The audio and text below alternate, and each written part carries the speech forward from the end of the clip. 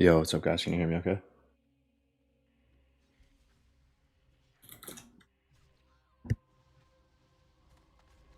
Yo, what's up, guys? Can you hear me?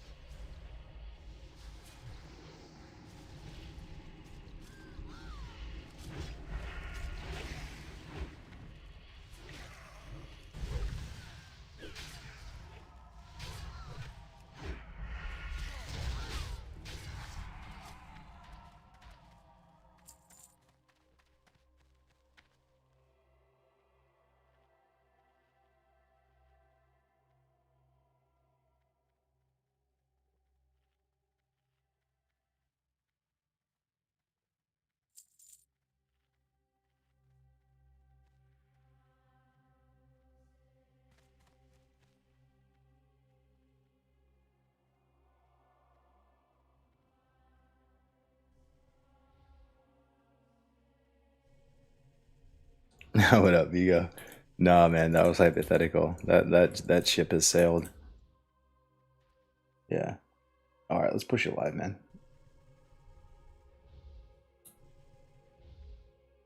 Can you guys hear me all right? Kind of look like a bum today. Just was gaming anyway. I was debating on whether or not I wanted to throw the stream on. But we got a fresh little 60 rogue here. Fresh 60. And I'm broke as a joke, and we're just going through the motions, like basically just a completely fresh character. I did my MC attune, that's it. And I'm here getting Mira song, that's what I'm trying to get right now. The Kroll blades on Nightslayer are ridiculously cheap, man. It's so funny to me. It's like 150 gold. 150 gold for a Kroll blade, dude, insane. Some things are super expensive and some things are super cheap. It's weird. Yup, it's me. What's up, Dread? How you doing, Vigo? Matt Shepard in the house. Good to see you guys. Happy Sunday. Happy holidays to you guys. Yeah, we're gonna be talking about TBC today. Talking about plans. I want to maybe do some React videos. Want to just play the game with you guys and talk about TBC mainly. Welcome. See if we got any YouTube folks in the house. Julius Caesar in the house. Arundir, what up, Dunadan? Good to see you, brother. Brother Dunadan, my man from GMA. Good morning, Azeroth. Oh man, so long ago. Yeah, good morning, guys. So it's still morning here. It's 11 a.m. here in California. All right, this is the sus room in Skolo. Try not to mess up the pulls. Yeah, so I got a fresh rogue, guys. I have not played much rogue in vanilla. I feel like I know what to do, but definitely help me out here. If you have any thoughts of what to do, I think like the play is not to get gear though, right? Like at this stage of anniversary, like does the gear even matter? Not really, right? Like it's stupid. Like the only thing I want to do maybe is like a ZG and an AQ20. Just do one of each. See what I can salvage from those. Do that quest, that guaranteed quest. I don't know. Maybe we could just get like one Black Hand's Breath. Do that Elber's Uber's Chain, BWL 2-minute, whatever. Just all that stuff. Just like one time for the one time. But I'm curious what you guys are doing to prepare for TBC. Like, I've been watching a lot of TBC content, and people putting out guides and stuff. Bro, some people are I swear they're like trolling or something. Like I don't know what's going on. If it's like fake or what. Like it's like I don't know, man. The information is like so wrong. Like people are saying to go get geared right now, to go run a ton of dungeons and run a ton of raids and stuff and get super geared, and like you need to save up money to buy flying instant. Like why do you even need epic flying in TBC? What does it even do? It doesn't even do anything. It's like it's kind of a waste, honestly. Unless I'm tripping, help me out here. I mean, like all the if you're gathering, I guess and they're gonna increase the Terracone spawn rate, but it doesn't really. That's not what I'd put the 5k gold to. And honestly, I don't think the move is to get gear, and I think it's just the level. Because you only get one boost per account, right? Get Warlord and pre-patch. You sell your house to move into an apartment or something, or just a different room. I tried to sell my house. The market is so trash, dude. That I was unsuccessful. You know, like it's not a starter home, so it's not really at the bottom of the market. It's like kind of an expensive house. So I ended up having to rent it. So I have a tenant now, and I'm just like you said, I'm just renting a small little apartment.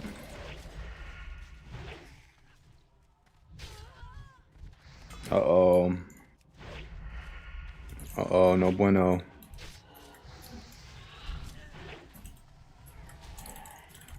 Am I the last one standing? We pulled 2 of these tutor things. So I'm combat right now, guys. I don't even know if that's the play. Like, do I go daggers? I have no idea. I just kind of followed the weapons, you know. I snagged the Crow Blade for 150 gold. I'm like, surely I need to go. Surely I'm combat. Surely I'm swords. I have a Hanzo sword and a Crow Blade. This was 150 gold. Crusader was dirt cheap on this server too. Like the large brills were like 3 or less than 3 gold, like 2 gold or something. And the righteous orbs were like 18. So all in, you're looking at like 30, maybe like 45 gold for a Crusader enchant. It's wild. You go with what weapons you get. Yo, what up, Gordy Powers Drazon? What's up, guys? A rare cargo stream. Yeah, I've been pumping on the videos though, guys. I've been making a few videos. I have a couple more I'm gonna release today as well. So I'm back doing. I think I prefer doing videos than streaming, to be honest, bro. Like, I'm not that good of a streamer. I can't really hang in there that long. I can't stream that much long hours, but videos are satisfying. You get them out there to the world, and they're just there, like forever, like for whatever they're worth. Kind of a video Andy. Damn, he hit 60 quick. Okay, what we need to do is put instant on our offhand because we're an elite turbo rogue gamer, and we need to account for Wind Fury. And yep. I have to say though, rogue is obviously I'm like kind of new to it, but like it's so chill. Like, how is this class so chill? You do nothing. Like, your rotation is like the leveling rotation. You just like Sinister Strike and then Eviscerate. I mean, there's stuff you can do like open with like Cheap Shot and gouge stuff and pretend like you're playing Arena, but you don't have many buttons. I feel like it's the most chill life. You don't have to sunder. You don't have to do anything, dude. Like, thoughts on TBC hardcore? I think it's gonna happen. It's just gonna be a community-led thing. I see no reason why it would be bad or whatever. You know, one of the main things I want to talk about, guys. I'm gonna wait for the room to fill up a little bit, but I want to give you my thoughts on their changes for TBC anniversary. Maybe I'll make a video out of it or something. What's up, Tired? How you doing, guys? What up, Fighter? Yeah, fresh 60 Rogue. I have a 60 lock. What server are you guys playing? There's pretty much just one server, right? Everyone's on Nightslayer. Just to show you how like small the community is now, right? There's probably some people playing on Dream Scythe too, but like way less. But we're all pretty much Nightslayer, right? Like, yeah. So I got a 60 Alliance lock on Nightslayer now. I got this 60 Horde Rogue. I'm basically gonna have 2 locks and 2 rogues for TBC, and I don't care really what gear they have. I just want them to have dual spec train, then I want them to have epic mounts. That's like my minimum. Unless I'm forgetting something, and ideally like professions, but I'm not even tripping so much about professions.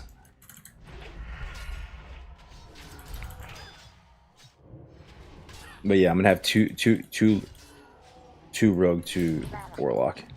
I might end up maining rogue, man. Who knows, bro? I need to kill this tutor first, right?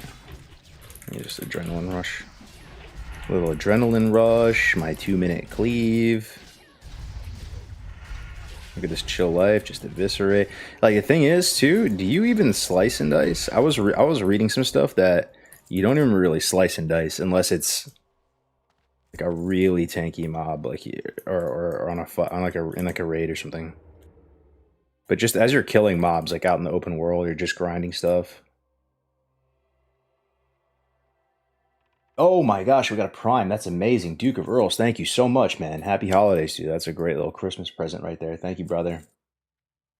Subtlety was super fun on hardcore. Thank you, Duke. I appreciate that. I have my Warlock as well.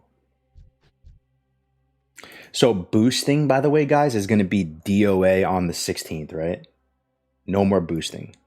So that's probably don't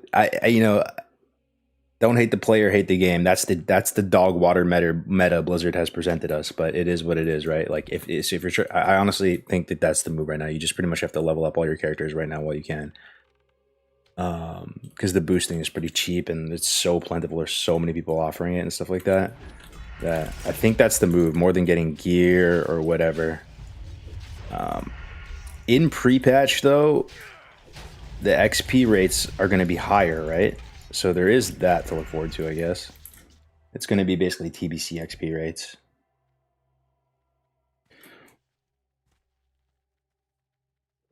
There'll be a 58 boost though. It's 80 bucks, I heard. Thoughts on that? Is that expensive? 80 bucks for a boost. I feel like that's probably about the same price as it would cost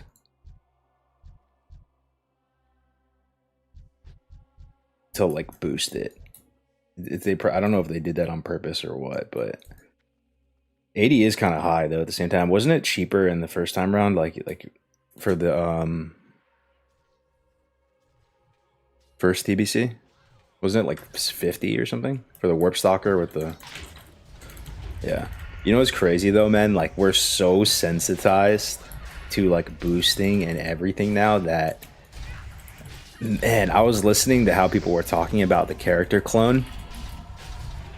And people were like, Blizzard, we need the character clone. This is so cringe, Blizzard. Like we need the character clone. That's the fight. That's my fight. I'm fighting for Blizzard to give me character. Like Blizzard, let me give you my money so I can clone my character.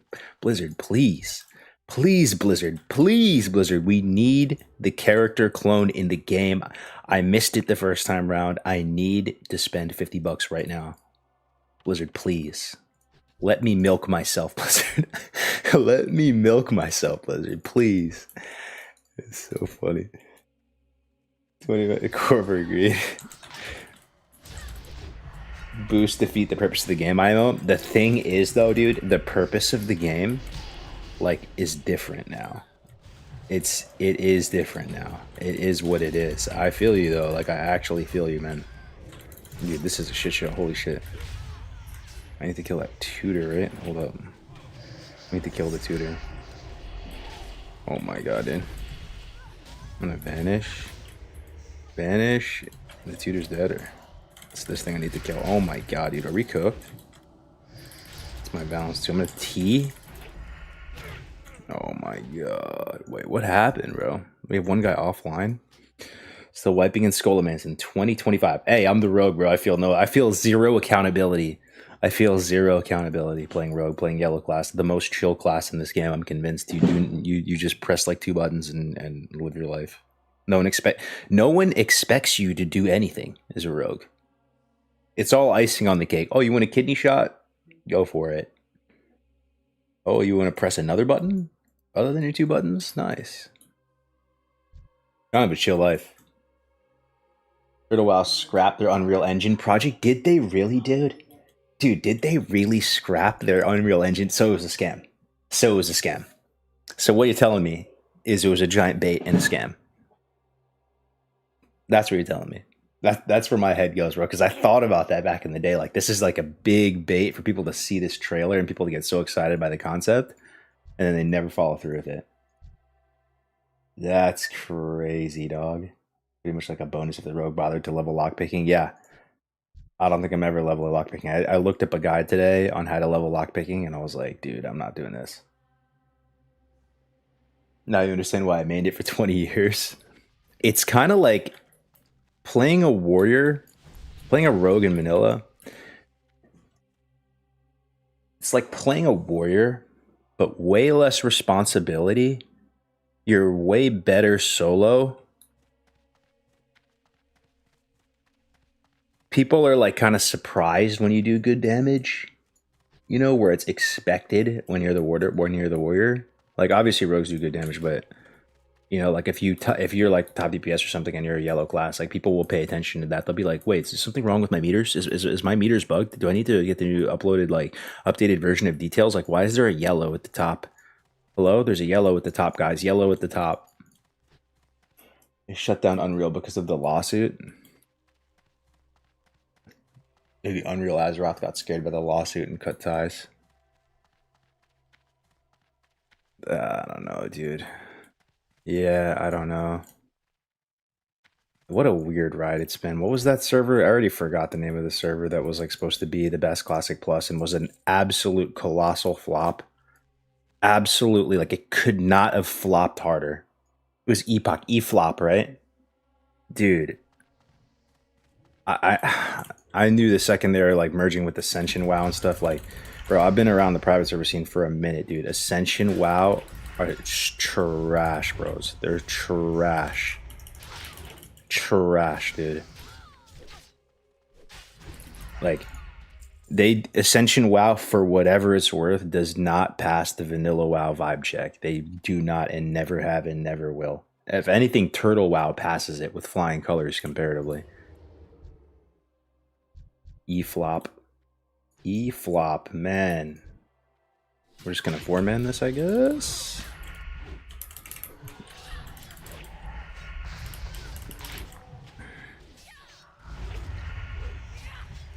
Such a Scublon. Epoch would flop regardless if they merge with Ascension or not. So what's your take on Epoch though? Like what happened from your perspective? What's the story? I didn't follow it super close. So I don't know if it was a cash grab or if like they really had their heart in the right place. My guess is that they bit off more than they could chew. Like they built something that was working kind of good in like a small, tiny, non-scalable environment. And like they were using AI probably to create a lot of like the quests and do all this, and they like had big plans but didn't really understand what it took to like build something that works at scale. And then pretty much had terrible management that crumbled under pressure. That's probably my take on it. Turtle's problem is that Scanner Shenna is run. Here's the thing though, dude. How Classic has fallen so much in a way. Like, okay, I'm not trying to be full black pill. I'm excited for TBC. Yo, one in the chat if you're excited for TBC. I'm genuinely excited for TBC. I really am. Like, I'm pretty hyped up about it. Like, I have a lot of intention in like my heart to like play TBC and play like a good amount of TBC. I'm leveling 4 characters to play in TBC, if that's any indicator. But, dude, I've just been thinking about it more and more. Think about the name Era. Like, what does Era mean? What does Era mean in the context of a server? You tell me. You tell me. Era in the context of a server. Like, it means it's supposed to be like the game in that era. It almost means it's implied when you say era that it's like a snapshot in time from that era. You know what I mean? Blizzard's vision for era is so muddy. Like I actually like these changes that they put in the game. Like in a vacuum, I think that they're really good. They make the game, you know, kind of more enjoyable for a more modern audience. But it should be some other type of server. Like they need to rename these servers like Classic Plus servers. Era needs to be Classic Plus. They need to call it that and just accept that and say, this is Classic Plus. You've been playing Classic Plus. We've already made a gazillion changes to this environment. It's not Era. It's Classic Plus. That's what you've been playing. That's what you enjoy. But Era should have always been evergreen, bro. It should have always just been like patch 112. You know? The naming conventions are all weird now. Because Classic Plus needs to be fresh, of course. But that's on Blizzard, right? Like they created this weird environment and now it is what it is. But who disagrees, dude? Who, like, tell me, I actually want to have a conversation. Era right now, like White Man, Crick, whatever servers are still playing, like that is Classic Plus. How is it not Classic Plus? They've already made a gazillion quality of life changes. It's vanilla with sprinkles, 100%, dude. because it's definitely not Era or Vanilla. It's Classic Plus, bro. There's like 5,000 changes. What's up, Pew Pew? Because it's not 60 plus new content. But who's to say that that even needs to be a thing in Classic Plus? That's called horizontal progression or whatever, and that didn't used to always be a mandatory thing for something to be considered Classic Plus. Like some people were on the fence about that, saying like, nah, just keep it in the vanilla environment and just make it vanilla with sprinkles. I was there for every stage of like people debating about what it should be. But you can just tell though that there is no way this was like their original vision. Like I feel like Blizzard kind of just freestyled things as they went along, and not like a super high quality way. Like they were kind of just like, I honestly, I'll never know. I kind of want to know. Watch it be something dumb though. Like they're gonna be like, no, see the thing is like we did want to keep era, but the thing is it was an architecture thing. It was a technology thing. We just didn't want to maintain two different versions of the code base. We had to just streamline it all. And the reason why era is how it is because Anniversary and all the changes there, and we've also looked at player feedback and they like Anniversary and they like the changes on it. So, and it is what it is, bro. Like honestly, here's the thing. Here's the weird thing. Here's the weird thing. If they converted era servers right now as they stand to original 112 servers,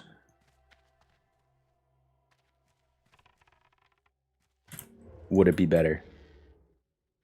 I actually don't think so. I think people would be pissed. I think they'd be really unhappy. I think like people actually really like this quality of life stuff. And I think like the player base on Era are pretty much, who are they? The people playing Era.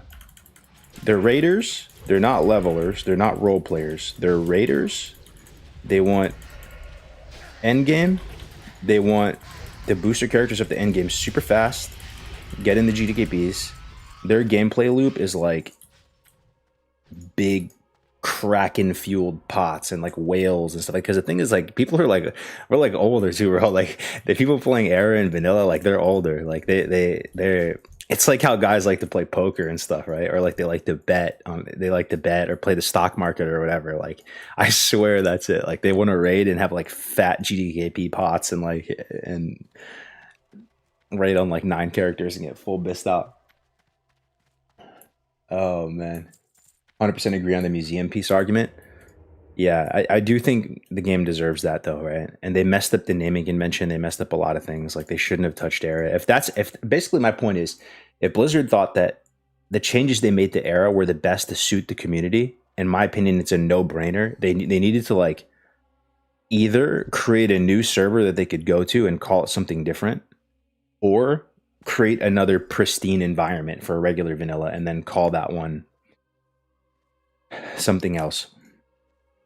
Because maybe you call it semantics or whatever, but it bothers me that it's called Era and it's just chock full of like a gazillion changes, and that they actually like they went back on what they said. Like they were like, oh, we're gonna be very careful with this game mode. Like after the Stormbrand stuff, they were like, we're not gonna make changes to it on a whim. Like we're gonna pull the community. Don't worry.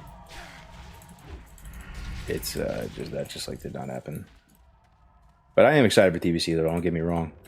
I don't want to sit here and doom and gloom so much because I never really even intended to play so much Era.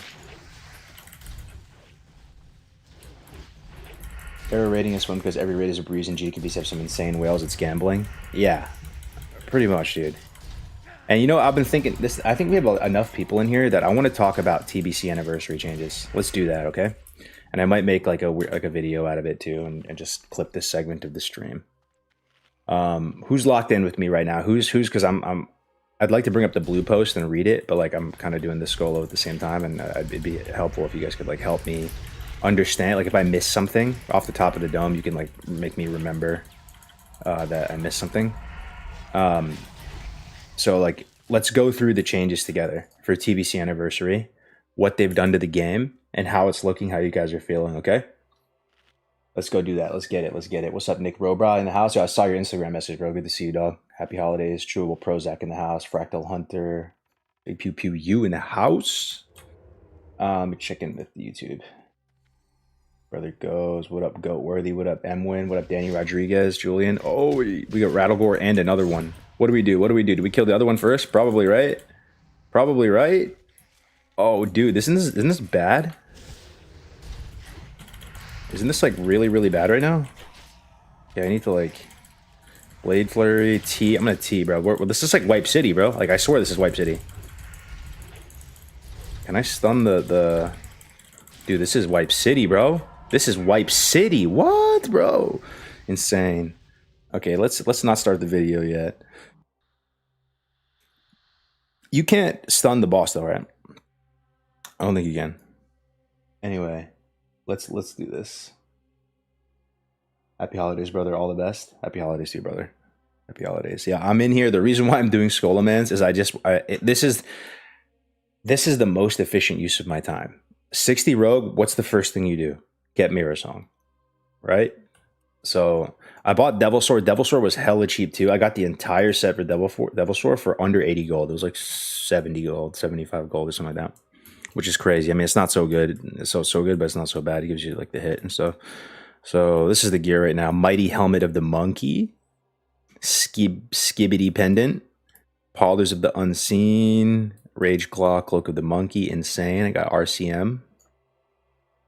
Yeah, it's rough. It's rough. I bought a couple of BOEs, Shadowcrab Bracers, hella cheap, like 5 gold or something. Crowblade, I bought it for 150 gold. Devil Sword, Shadowcraft Belt, a couple of rando rings.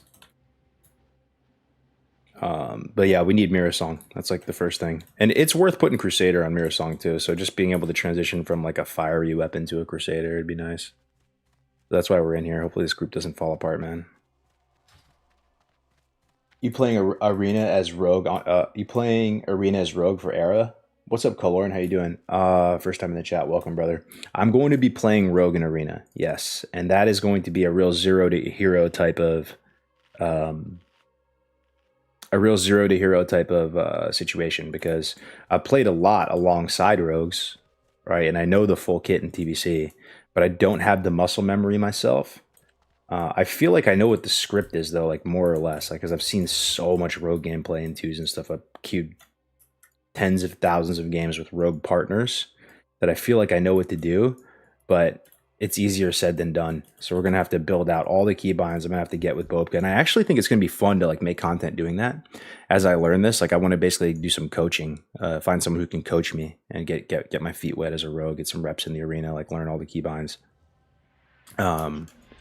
So yeah, I'm gonna play Rogue and Warlock as my plan for TBC for Arena. Should also mention you played a God Warlock in TBC. Oh yeah, I mean that's what I'm saying. I played Warlock in TBC, bro. I'm not gonna lie.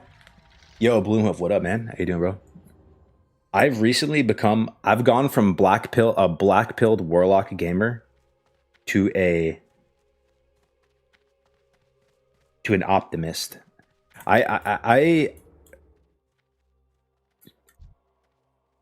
I don't know, man. Like I really thought Warlock was so bad honestly, like in 2s and 3. I mean, just in Arena and PvP, like I thought that they were on the weaker side of classes go, right? Like they don't scale well with PvE gear. They have a lot of issues, and it's kind of annoying having to farm all the shards and do all this.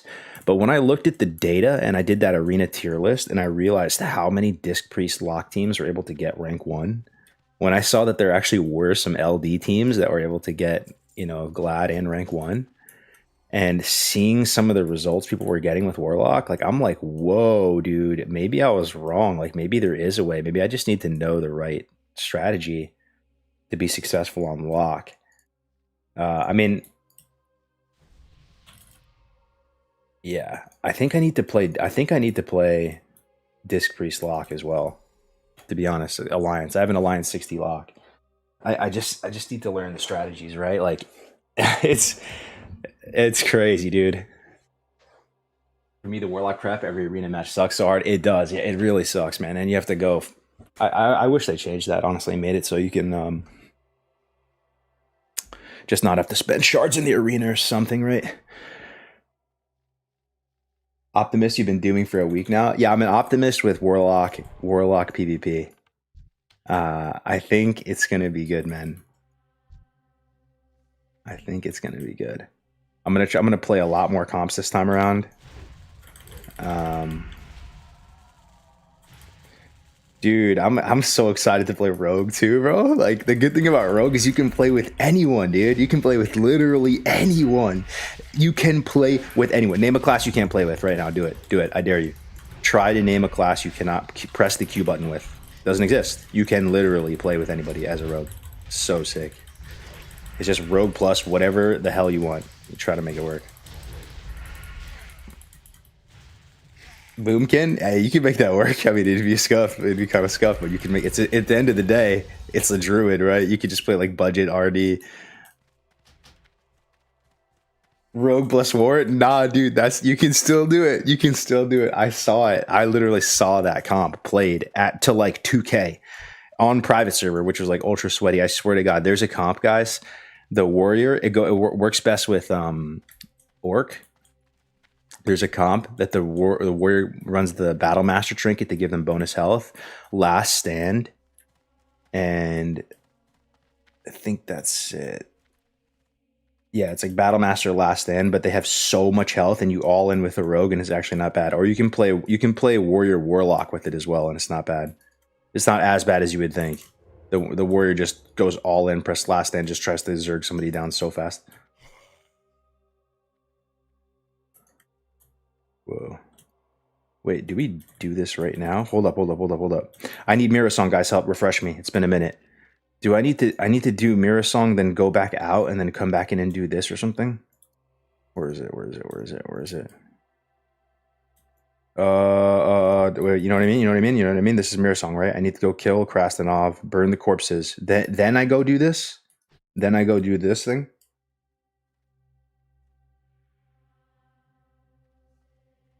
Or no? All right, we'll talk about the TBC stuff in a second. 1 second. Warlock's bad and TBC confirmed. Okay. Let's just get into it. We'll get into the TBC thing. All right, greetings, ladies and gentlemen, and welcome back to another WoW Classic video. We're talking about TBC Anniversary today. We're streaming, we're live, it's chill. This is not some super high engineered content. I'm just having a discussion about the changes with TBC Anniversary. I'm here with the chat. Say hi, chat. You'll see them on the video. And yeah, we're just going to talk about the TBC Anniversary changes, if we like them, like what we're seeing so far, and we're just going to get started in no particular order. So, kind of the elephant in the room is harder heroics and post nerf raid content. Like, thoughts on this, guys? I'm watching these TBC videos and people are acting like Karazhan is like rocket science. They're acting like Gruels and Mags is some progression boss. Like, I'm confused. I feel like I'm not playing the same game, dude. Like those bosses fell over back when we first played them. Now they're gonna fall over even harder. I mean, I think this is gonna be a thing, but obviously it's gonna be like you're gonna feel that starting in like tier 5. In the tier 4 content, I'm not really sure how much we're gonna feel that really. Like there's that one boss with the beams in Karazhan, I guess, which is. You could potentially wipe on that if people were brain dead, but that's my initial take. Like I'm watching these videos and people are making it seem like this is a big deal. So help me out with that. The same thing with the heroics. So the heroics being in a pre-nerf state, I still think they're going to be easier than like the private server heroics. I don't know if it's going to change much. Basically, I'm not sure. I don't think it's going to. That's my point. Tier 4, are these changes going to do anything? Probably not. I don't think they're going to change anything. We're on Nightslayer right now. But, yeah, the other thing is that the shared attunements, I think that's pretty cool to try that out this time around with TBC. People always wondered to see if that was going to be good or not. So if you don't know what I'm talking about, in TBC Anniversary, they're making it so if you get attuned for Karazhan, all your characters on your account are also going to be attuned for Kara's Den. I don't know exactly how that's going to work, but it's kind of a long-winded, annoying question. But to play devil's advocate, it's not so bad if you know how to weave it in, right? Like if you just do old Hillsbrad while you're leveling, you basically get XP for that, and you save yourself one full lap later, you know.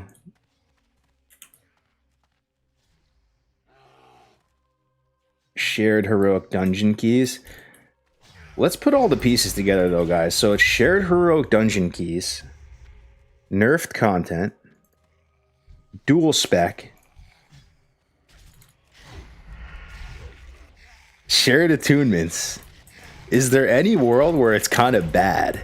This is my question. Like, is it too much, perhaps? Is it just going to be like a giant loot pinata? Like, see, here's my thing, right?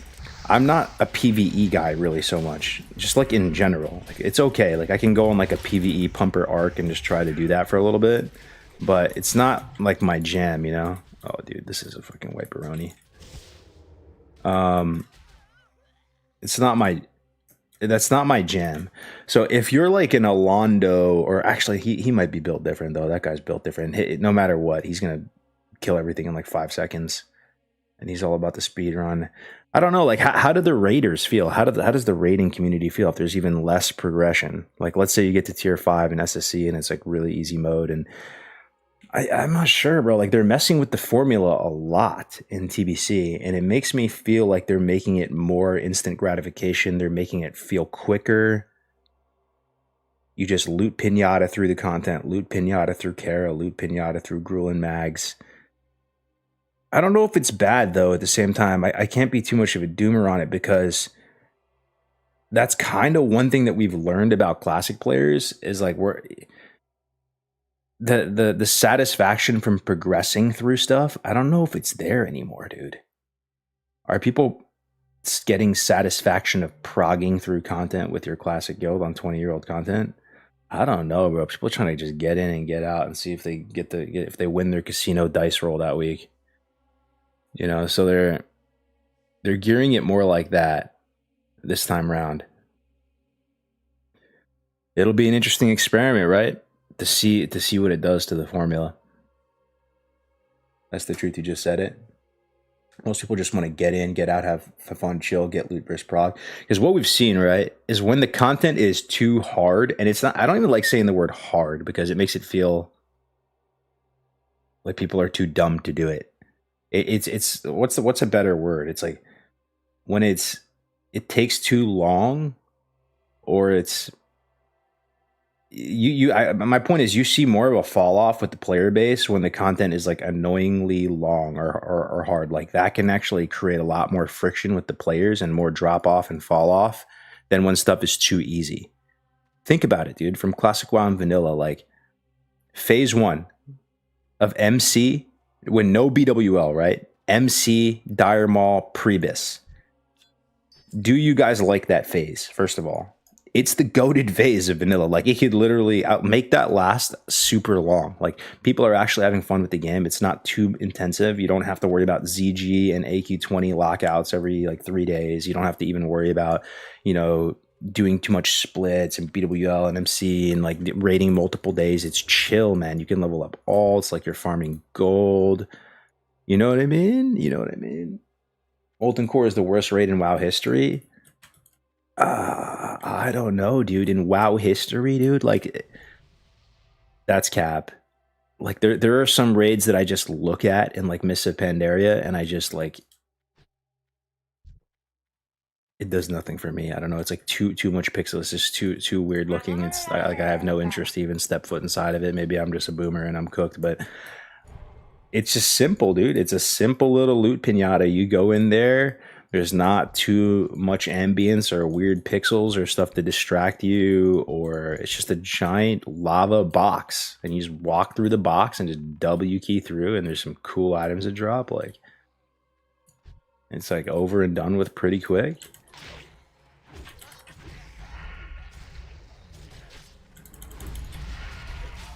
Yo, Whole Shark 1 with the tier 1 24 months of support. Thank you for that, brother. Thank you very much. Thank you very much. AQ20 exists. You don't like AQ20? AQ20 is worse than MC. What's so bad about AQ20 though? What's so bad about it for you? It's all I think I'm just numb to all of it. Is what it is. When I go into these raids, like, and I did an AQ20 yesterday, so it's kind of fresh in my mind. I don't even know what's going on. Like, I'm just there going through the motions, just pressing the buttons. Like, I'm not even like observant anymore. Like, it's just like all autopilot. Getting one shot at the charging mobs. It's uninspired in every way possible. It all looks like dog shit, and the bosses are all reskins. Besides Rag. AQ20 just aids trash and random stuff that explodes people. Yeah. But let's go back to TBC for a second. So let's start there. First of all, what do you guys think about the changes to the raids and the heroic dungeons? Just give me your like summarized thoughts on that. Do you like it? Do you dislike it? Try to think it through for a second. It's not a hill I'm like dying on either way. Like, I don't even think we're gonna feel it in tier 4. These people are making guides about tier 4 content like it's brain surgery. Like you need to min-max Karazhan so much. Like, Karazhan is like Ubers, man. It's maybe slightly harder than Ubers, but it's basically like Ubers. Not a fan of the raid change, but the attunement change is amazing. The raids are easy as fuck. But you remember the first time around with TBC, people were complaining that phase 1 was too long? Who remembers that? They're like, phase 1 is way too long. Way too long. All we have is Karazhan and Mag and Gruul, and that's it for like 6 months or something. So I just talked about how vanilla, like that time is actually really fun. And I don't really think it gets old, like the MC pre-bis phase. I think that's people's like the main amount of active players are playing during that time, and it's actually super fun. But I don't think TBC is the same though. You know why? Because TBC, even though it's bigger than vanilla, feels like a much smaller game. So in vanilla, there's always stuff to do, right? Farming gold in vanilla always feels the best. It feels the most real. It feels the most satisfying.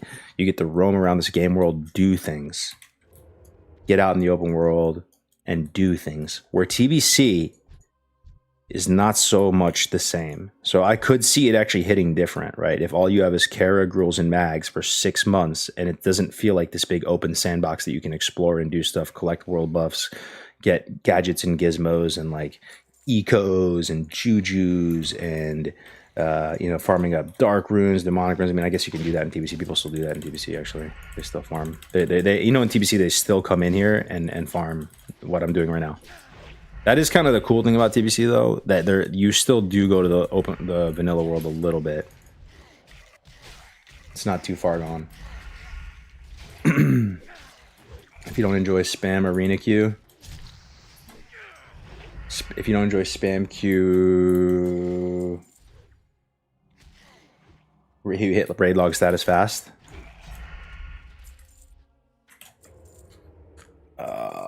People will say vanilla is raid log, but you hit raid log status a lot faster in TBC if you're not an arena gamer. Yeah.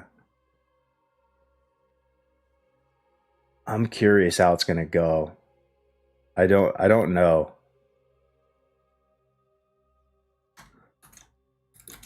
I don't know. Predictions, guys. Predict if you think TBC anniversary PvE is going to be like successful and popular in the same way that it was for vanilla, or maybe not so much.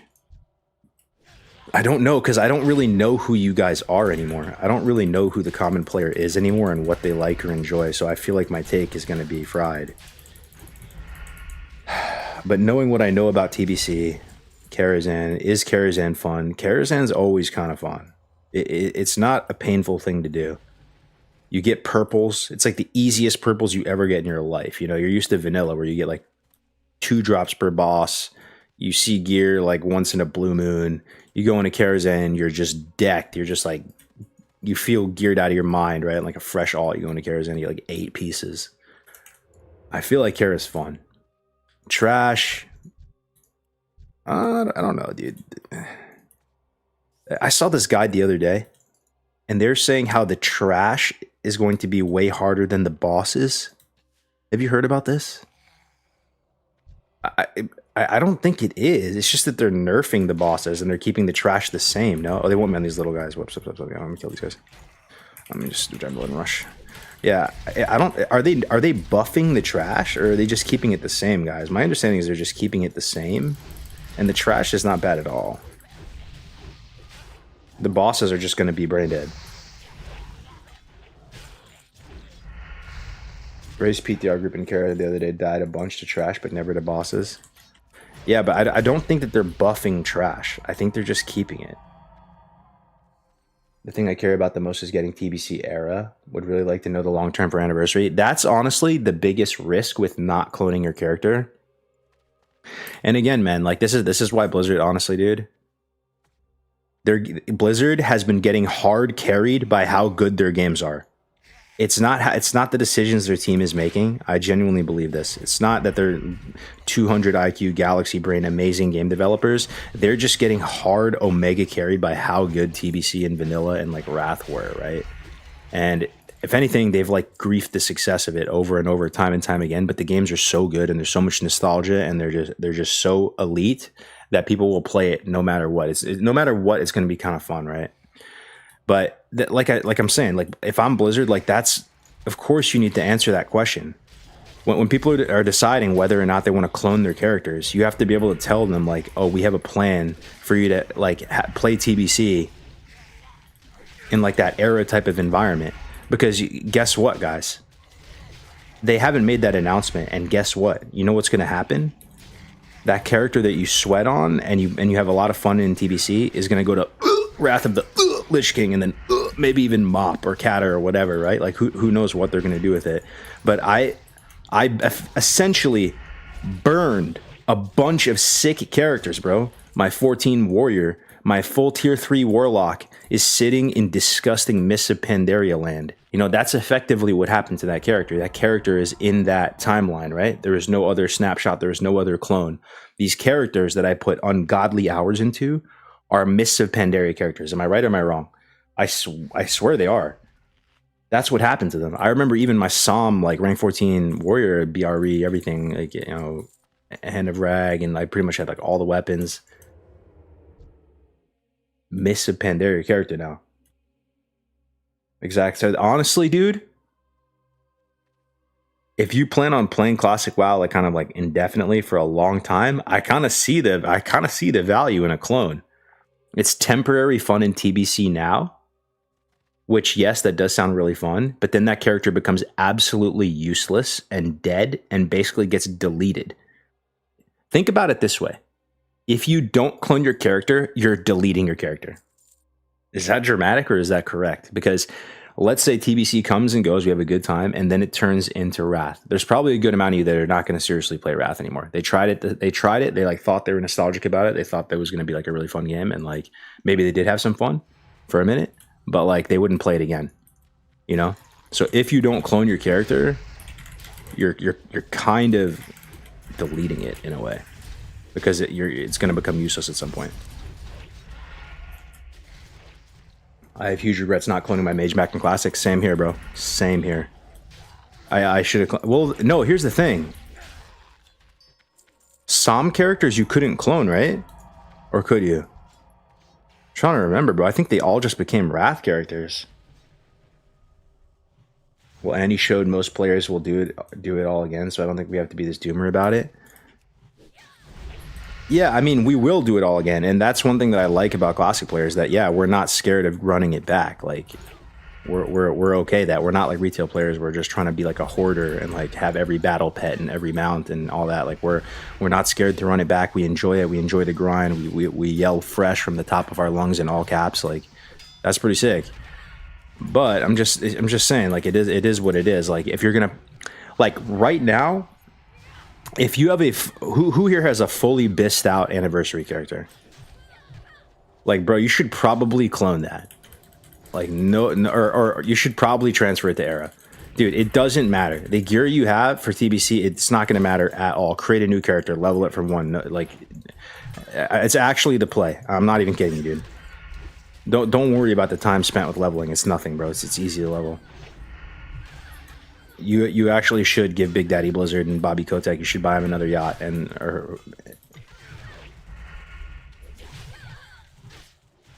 I might end up splitting between Era and TBC just because I know Era will last. Yeah. Yeah. It's weird though, dude. Does that not bother any of you guys though? None of you guys are bothered by this, that they call it Classic Era? Like the name Era. I'll say it one more time. I know I'm beating a dead horse, but I get hung up on it. Like, what does the word era mean in the context of a server? Era. Think about it. Like, what does era mean? I'm asking you guys. In the context of a server, what does era mean? It means like the server is from an era. No? What era are we talking about? It means it's from an era. A definitive point in history. It's not like you can see how fried they are just based on the nomenclature. They have a server that's called Era that they make active changes to. And there's no other place to go play the actual Era version of the game. Like they literally freestyle, like they freestyle whatever they feel like doing that day. Are we doing this again? We're doing this again for a second. We're doing this again for a second, bro. Like I'm excited for TBC. I'm playing TBC, but that doesn't bother anyone, guys. Oh my god. Sounds better than old servers. Error servers had a 60 hunter and anniversary, moved him to Era, even though originally made him for TBC.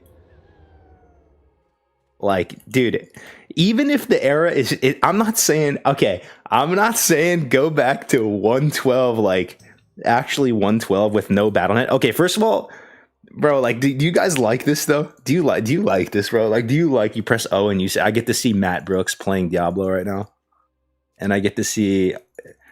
I don't know, man. I'm used to it now, I guess. But the old school vanilla friends list was actually goated, I swear. Anyway, I'm not even saying going back to that. I'm saying just an Era server. They should have it 2019. Like, it should be 2019 classic as it was. That's all, man. That's all. Your old purist is coming out again, Cargos. It just makes no sense, dude. Like, and it's not even like I'm actually actively playing on Whitemane or any of these servers. So yeah, feel free to just be like, shut the fuck up. You don't even play Era, Cargos. Shut the fuck up. I hear that so much. You have no idea. Shut the fuck up. You don't even raid on 9 characters and do big GDKPs every week. Oh, is this good? 1 crit. Oh, little dagger. Scoop that up for the boys. Just never know. Maybe some itemization. Maybe it'll lead to some little dagger set one time. No boon, no layers. That's real Era. Boon is the only change. But that's the thing, though, dude. Like, the server's called Era. They made changes to it. Blah blah blah blah. People paid money, and they basically said you will always be able to play these characters as they were on the last day before TBC pre-patch. Blah blah blah. You heard it a million times before. They obviously didn't do that. And then Stormrend Era. We woke up one day. Druids could use pole arms. They put in a new quest, new buff into Era. We freaked out. We made a change.me thing. We got a bunch of signatures. Blizzard listened, and they were like, "Okay, you know what? Our bad. That was actually our bad. You're right. We need to do a better job of listening to the community. We didn't listen. We just freestyled those changes. You're right. We're going to be way more careful in the future. Don't worry. You guys are writing the story. You guys are at the heart of Classic, the community. Don't worry, man. We'll be way more careful in the future, and well in advance, we'll poll the community and we'll ask them about any prospective changes to Era. Don't worry, man." All right, just freestyle. Wake up one morning, dual spec. Sick. Oh, God. Blizzard is vibe deving. Dude, I swear that's the best term ever, bro. They're vibe deving 100%, dude. They're vibe deving. They're putting it in the claw, dude. They're just typing it in. Like, what's comical about all this is that all the Era players want is Blizzard doing nothing, yet they're incapable of fucking that up. Thing is, they don't, though, dude. Here's the thing, Rogue Classic. They don't. The Era players, I'm convinced, want changes. Right now, be honest with me. Don't lie to me. Don't lie to me, guys. Don't lie to me right now. You ready? If Blizzard put in, don't lie to me, guys. If Blizzard put in 30% boosted XP rate, 50% off epic mount, if they put in more flight paths into the game, if they put in, let me think about this, 30 quest logs, 30 quest log space, and they put in, let me think of another one. And they put in shared attunements into Era. All 5 of those, they come as a package deal. Yes or no? Because these are all basically like literally quality of life to get people into the raids faster and not play the game. I'm telling you, bro, like I genuinely believe 80% of Era players would want that are actually playing Era, like the people who are that's their main game.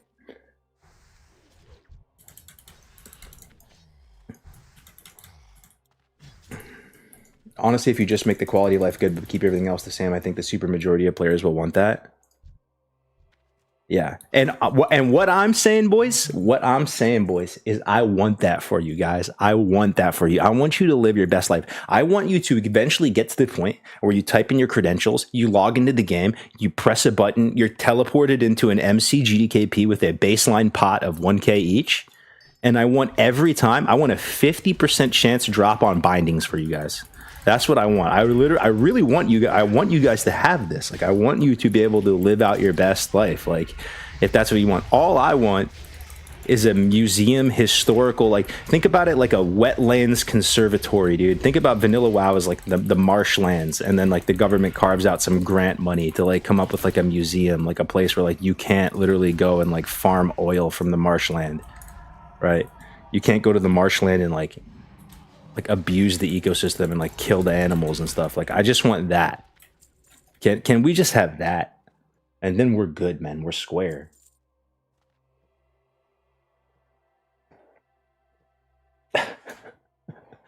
Oh, man. Put me on the rest. Imagine Cargo's working in Blizzard and being in a meeting would rage quit day one on the job. Oh, it'd be so funny. It'd be so funny, dude. You can't clone this time. It's either, yeah, oh, you're right. It's not a clone. You're right. It's just a choice. How much is it, by the way? Out of curiosity. How much does it cost to keep your character in? Oh, wait, no, it costs nothing, right? You just choose? There's no cost? Free, okay. Wow, free. Wow.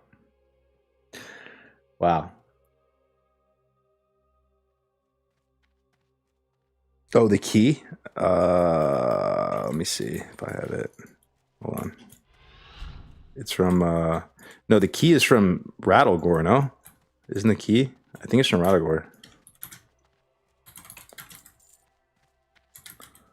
I think it's from this guy.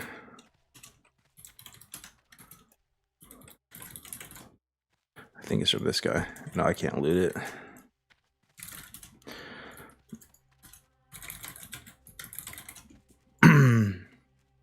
No option to clone. Let me ask you this, though. Yeah, go ahead.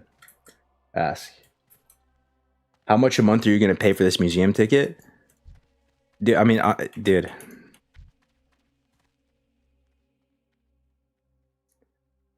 It's crazy, Bloomhoof. I feel like, bro, like, we're forced to live in this, like, Frankenstein ecosystem that they created. Like, it kind of,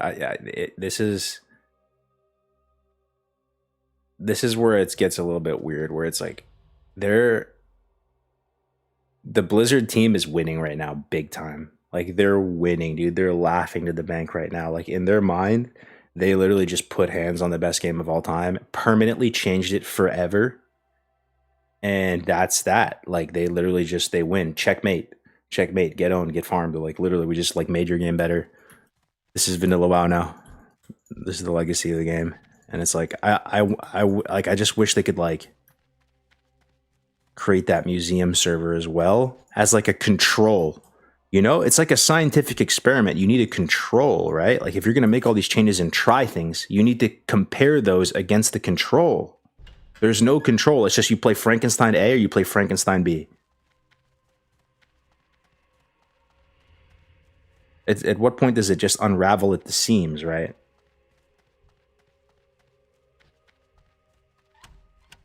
It will make a no changes server at some point. That's all I would even want right now, James Codex. They just be like, even if they could just say that, like, you know what I want them to say, dude? I want them to put a blue post out and say, yes, we intend to preserve like, you know, the integrity of vanilla and the original trilogy and offer these servers at some point, like just as they were. And that's the future of Era, because that's what those servers are, right? Like you're going to be able to play vanilla, TBC, and Wrath as they were. And then you're going to be able to play our modern Frankenstein versions as well.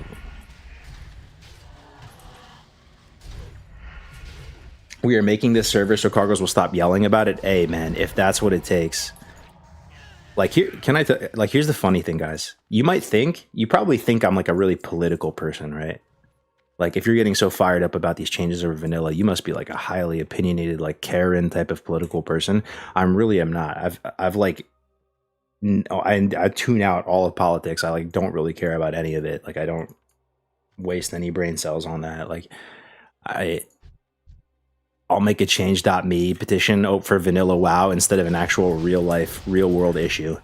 I feel like Grays always says like on stream, right? You got to pick your battles, you know.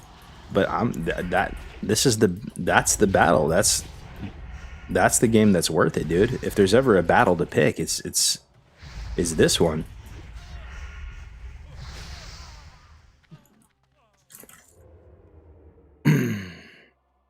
The thing is, what are they even preserving? The old clients are gone and not used. We went from WAD client to SOM client to SOD client.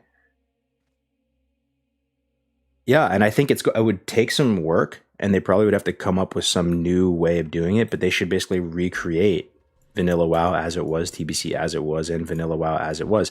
Here's my thing. I think they are more like custodians and historians, the classic WoW team. That should be like their mentality. They're more custodians and historians preserving old versions of the game rather than actual game developers. And I know that might be a hot take, but that's where I feel like almost like the ego needs to get checked a little bit. Like where maybe that's what you want though, guys. Maybe you want them. Maybe you believe in this team so much and you want them to make all the changes and you just love it, dude. So like everything they're putting out is super hot fire for you guys, and you just can't wait for their next remix, the next proprietary blend coming from this super hot fire, very in tune classic WoW team. Karg is that last Japanese soldier on that remote island in 1963 trying to keep fighting. Yo, dude, honestly, man. Oh my god.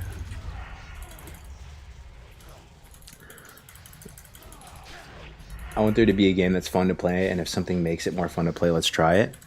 Yeah, 100%, dude. I agree. You know, I agree. But you need to control, right? Like, so try new things. Like, I'm all for it. Like, season of whatever, try this, try that, no world buffs, whatever. Try things, but always have the control. That's what it comes down to. I think that's what I think that was a breakthrough today on stream. I'm gonna start saying that, like, when I like make this case. There just needs to be a control. There's no control. Arrow was the control, minus, you know, some things like Chronoboon and stuff like that, but not anymore.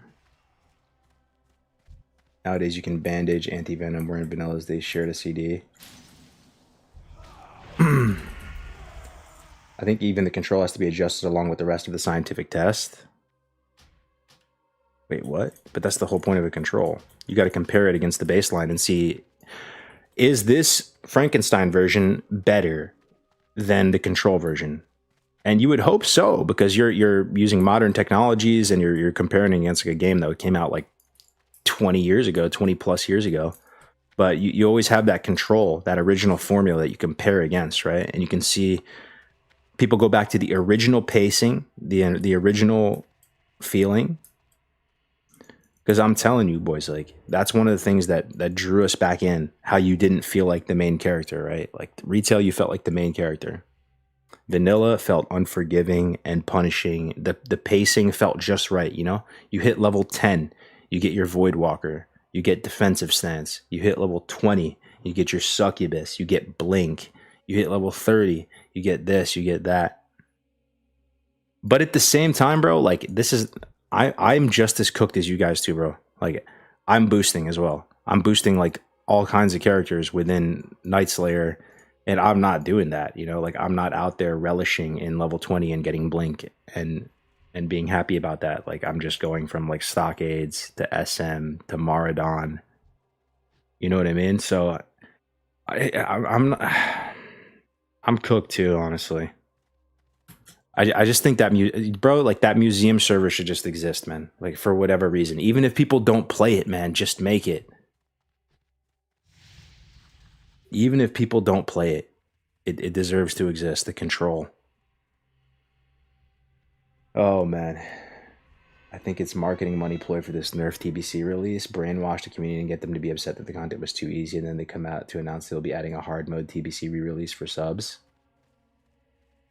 I don't know. Yeah, let's recenter the conversation around TBC again as well. Thank you guys for being here, by the way. I swear I'm only black pilled about Vanilla WoW. Everything else I'm actually fine about. Like ask anyone who's been here for a while. But it's a sensitive, it's a sore spot. It's a trigger. It's the closest thing I have to a trigger. You could talk about politics all day. You could just say some wild, unhinged things, and I'm able to be completely fine with it and completely out of sight, out of mind. But if someone unironically, you know, came in here and was, you know, talking about, you know, I don't know. I don't want to get into it. You get the point, right? Like, it's just Vanilla WoW, man. It needs more like respect on its name. I feel like at every turn, people are just, they think, yo, this, it feels so bad to be a rogue here. At some point, we just go yes tier to Karg about Vanilla. Yeah.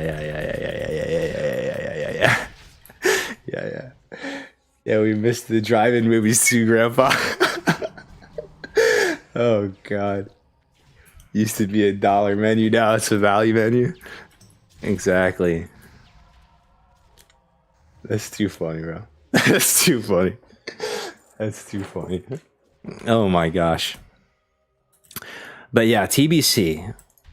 TBC, before we got derailed. Harder heroics? Is it harder, guys, or is it just... Okay, is it harder than 2021 TBC heroics? Or are they just keeping it the same? I don't know if I fully understand. Like,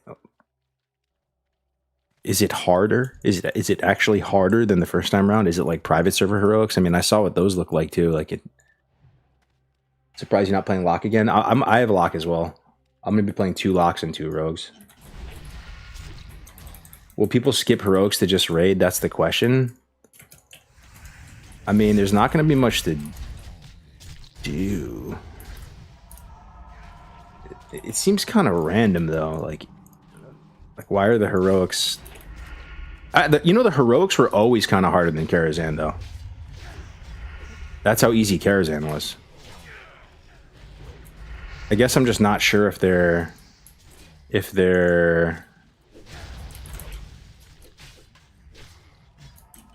making it harder than before, or just keeping it the same. People are going to be spamming heroics. Yeah. So there's going to be no boosting, though, in TBC, guys? No boosting? No, you're telling me there's no Slave Pen boost, no Slabs boost, no Shattered Hall boost, no Strathhome boost. It's all dead?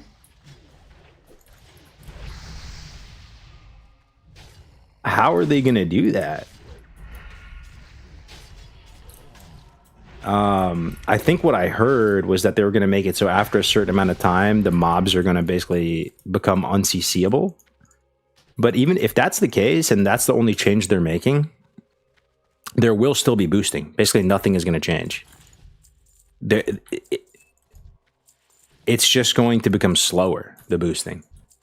The only thing that's actually going to kill boosting is if they ban boosting, like the concept of boosting. You cannot advertise it. There is no more services channel. There is no more nothing. But if they just try to nerf it, nothing is going to change at all. All that's still going to be there. It's just going to be slower.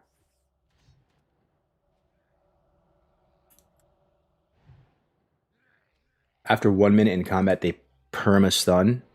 They perma-stun you.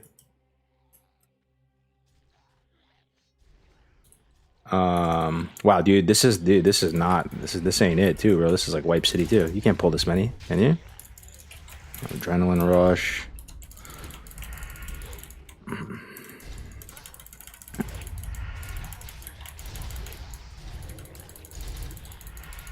Maybe you can. Maybe you can.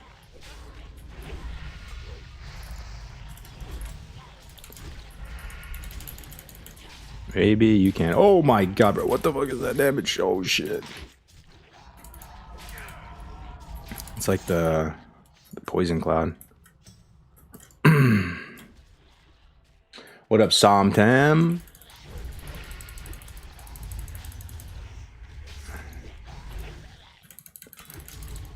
Okay. Hold up. I just realized something.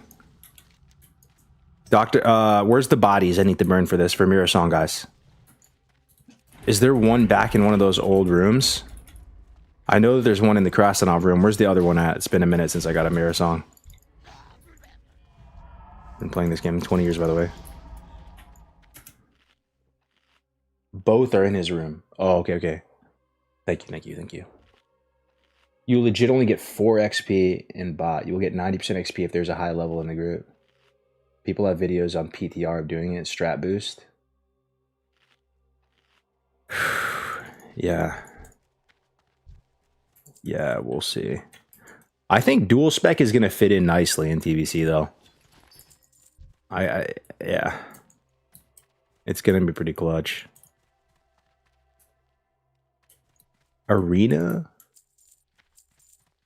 not many people arena, but arena season. I don't know. It's looking good. I mean, you remember there was tornadoes in the first season, guys? I vaguely remember that. They put in twisters in season 1 and they took them out like halfway through. There's none of that.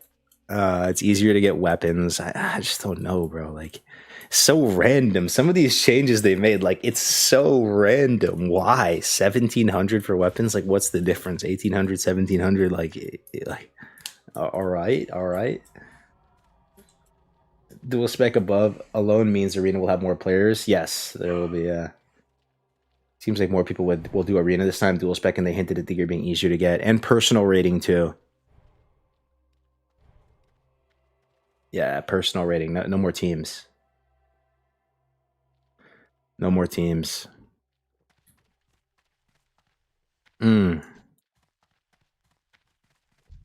Yeah. The thing is about the meta too. So what I've been hearing from some of these videos is that they think that Arcane Mage is going to be top dog, or going to be closer to top. Like BM Hunter's obviously going to be solid too, but Warlocks are going to be kind of the losers. I don't know, bro. A lot of what's coming out with these guides and stuff, like, it doesn't make sense to me. It makes no sense to me. Like, Warlock, they're saying like Warlocks are the best at AoE with Seed. Like, Seed is good, yeah, don't get me wrong, but Seed actually has kind of a cap on how much damage it can do. Like, I swear, dude, Warlocks were never the top AoE damage. Like, I'm pretty sure it was always mages, dude. Like, Seed is really strong, don't get me wrong, but like an actual cracked mage, Seed has like a cap on how much damage it can do. So, no mana, hold W. Yeah, and people are now saying that like warriors are going to be really strong now. Like, what's happening? They didn't make that many changes. Why are people thinking the meta is going to be so different? Like, you're still missing a ton of armor pen. Like, people are making it seem like, oh, because the boss dies so much faster and it's going to die within your recklessness window, that warriors are going to be all of a sudden insane. I don't know, dude. Is recklessness still 30 minutes in TBC, guys, or did they like reduce it? Yo, like Sunny D, thank you very much for the prime, bro. I appreciate that. Thank you so much, man. I really appreciate it. Yo, happy holidays. If you like the content, and you like me bitching and moaning about vanilla, make sure you're following on Twitch or whatever, or on YouTube, wherever you're watching. And yeah, the subscriptions mean a lot to me. And I do plan on adding some like bonuses, like for my subscribers, stuff that I'll do. Like I'll put all my macros and maybe make some some guides just for my subscribers, just as a way to give back. Remember? Burn second body. Good call, yo. Thank you. Second. Sec, let me burn the other body real quick after this pull.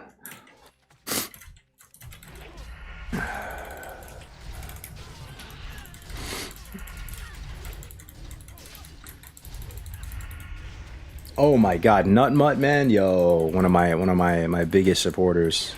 Nutmutt, thank you so much, bro. I appreciate you, man. I see you keeping my Discord alive, posting stuff in there.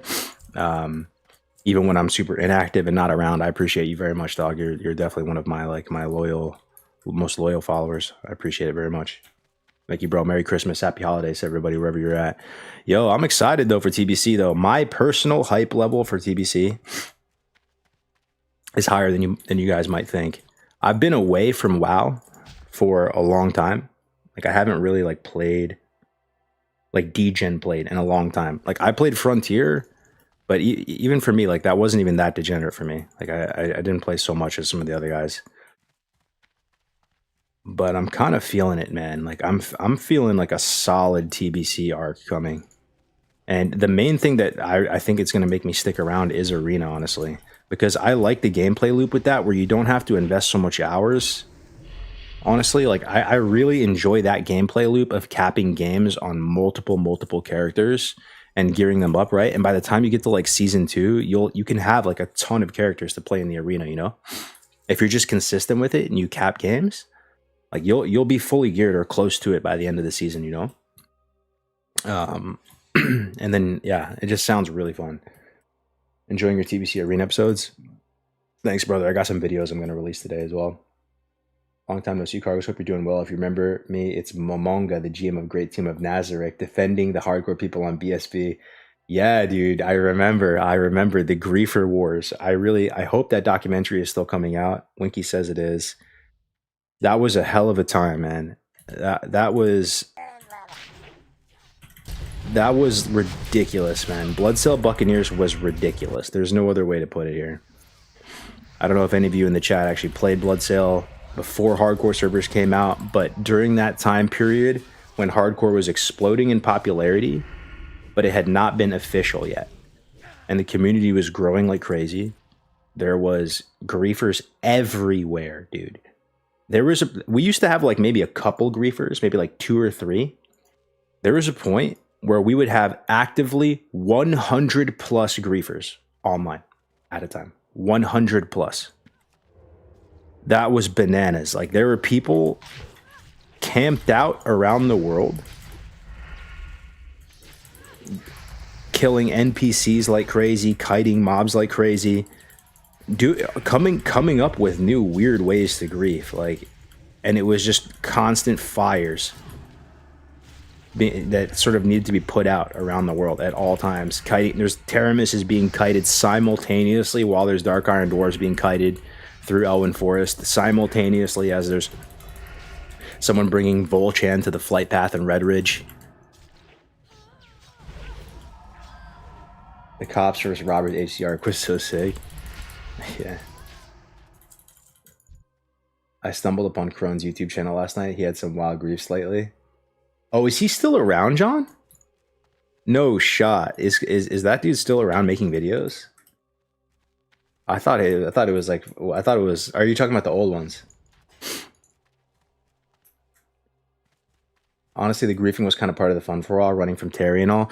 Yeah, dude. But I swear, dude, the reason why the griefing is actually like kind of like funny and entertaining, and I'm almost glad it happened now. The reason is because the bag is secured, though, right? And that hardcore is actually a thing. because there was already a happy ending to the story. So now it's fine to be like, oh yeah, that was so fun, right? But it wasn't. Oh my god! I almost put it on my main hand.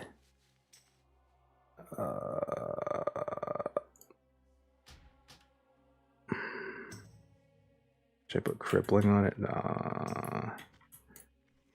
Bro, when do you guys use deadly poison? Do you guys use deadly poison on bosses now in raid for rogue? Because there's no debuff slot. Isn't it just better damage? What am I missing here? Have you tried Titan yet, Cargos? What's up, X Boons? What's Titan, man? Oh, someone messaged me. What's up, Venocity? This guild is not actually my guild. This is Jerome's like guild. It's just a placeholder guild. They are forming like a Giga Chad PvP PvP focused guild here. That's the one I'm joining. Rec is starting it. But stay tuned for that. If you guys are more interested in PvP and TVC, they're making one.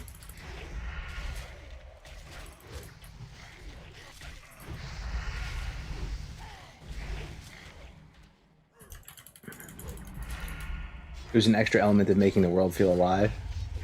Yeah, or when Cargos was the griefer, bro. Insane, man. Like on Bloodsail, like there was multiple people. Oh man, I definitely didn't handle it the best. Like it's the same way I get tilted about vanilla. It was like the same way I was getting tilted about, you know, the hardcore griefs and stuff, you know, and people troll you even harder, right? Like there was like, I want to say 4 or 5 level 60s, all named like Cargos, whatever, griefing. Oh god. Yo, wait, hold up. With Mirror Song, what's the next step of Mirror Song, guys? Help me out. I turn in the bodies, and then I have to do one more thing, right? Is it to kill gambling? Because I might have to do this now, then. Help me out real quick, because we're about to kill gambling soon. Oh, Kurtonos. Fudge. But we killed Kurtonos already, damn. But we can just go back in and do it. And that's it, though? That's it, Gabe? And then you get Mira? So we full complete this dungeon and then just go kill Kurtonos. Yeah, nice. Perfect.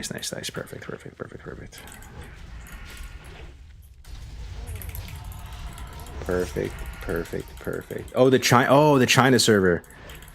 I did not try it. It looks interesting though. So like the whole concept of it is you can raid vanilla, TBC, and Wrath all within a level 80 environment, right? That's my understanding of it. I'm seeing Ompi playing on that server. If there was nothing else going on, man, like if TBC wasn't on the horizon, I could actually see myself playing that. The idea of it being like an international server isn't a turn off. It's actually kind of like enticing. Like it would give it this kind of like international private server type of vibe. I might play something like that, but yo, thank you, Nut Mutt, with another sub, dude. Thank you very much, brother. Thank you so much for the tier 1. It means the world, dude. Happy holidays to you. Happy holidays. You still need Jandis or something? Oh god, and that's what I was saying, bro, because we killed Jandis. Oh no. Oh god, hopefully they're down to help me. We'll see. Worst case scenario, I guess we can find another group. Hell yeah. Let me check in with YouTube. Yeah, I want to do fresh, updated guides for TBC for the classes, but I'm not going to be giving you the knowledge myself. Like the way I'm going to do it, I think, just in the interest of time, is I'm just going to hit somebody up who's clearly really, really good on the class. Like we're not even going to make it super structured and super try hard. We're just going to have like a conversation about playing that class in TBC. What's like the engine that's powering that class? How does it work? Like if people are just getting into it, like what tips do they give them? And do like maybe like a 30-minute to an hour long conversation about the various classes in TBC. And it can just be like a refresher for people as well. Who's the best PvP rogue player, you think? I mean, a lot of people would think Mir. He might be, but I actually think the best player in TBC Arena point blank period is probably Uzbeki, like Bogdan, good old Bogdan. Dude is just so low key and insane, and like rank 1 every private server. I don't know, him or Spank or something like that. Although I don't know if Spank plays Rogue. Apparently he can play every class though.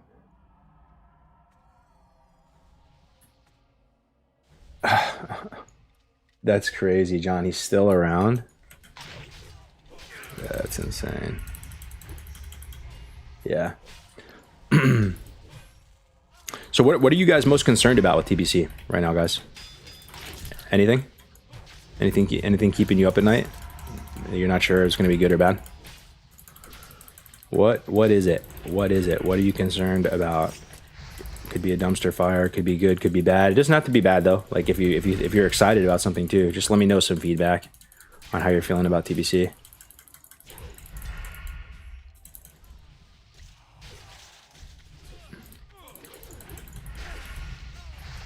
I'm concerned about not being able to play as much as I want.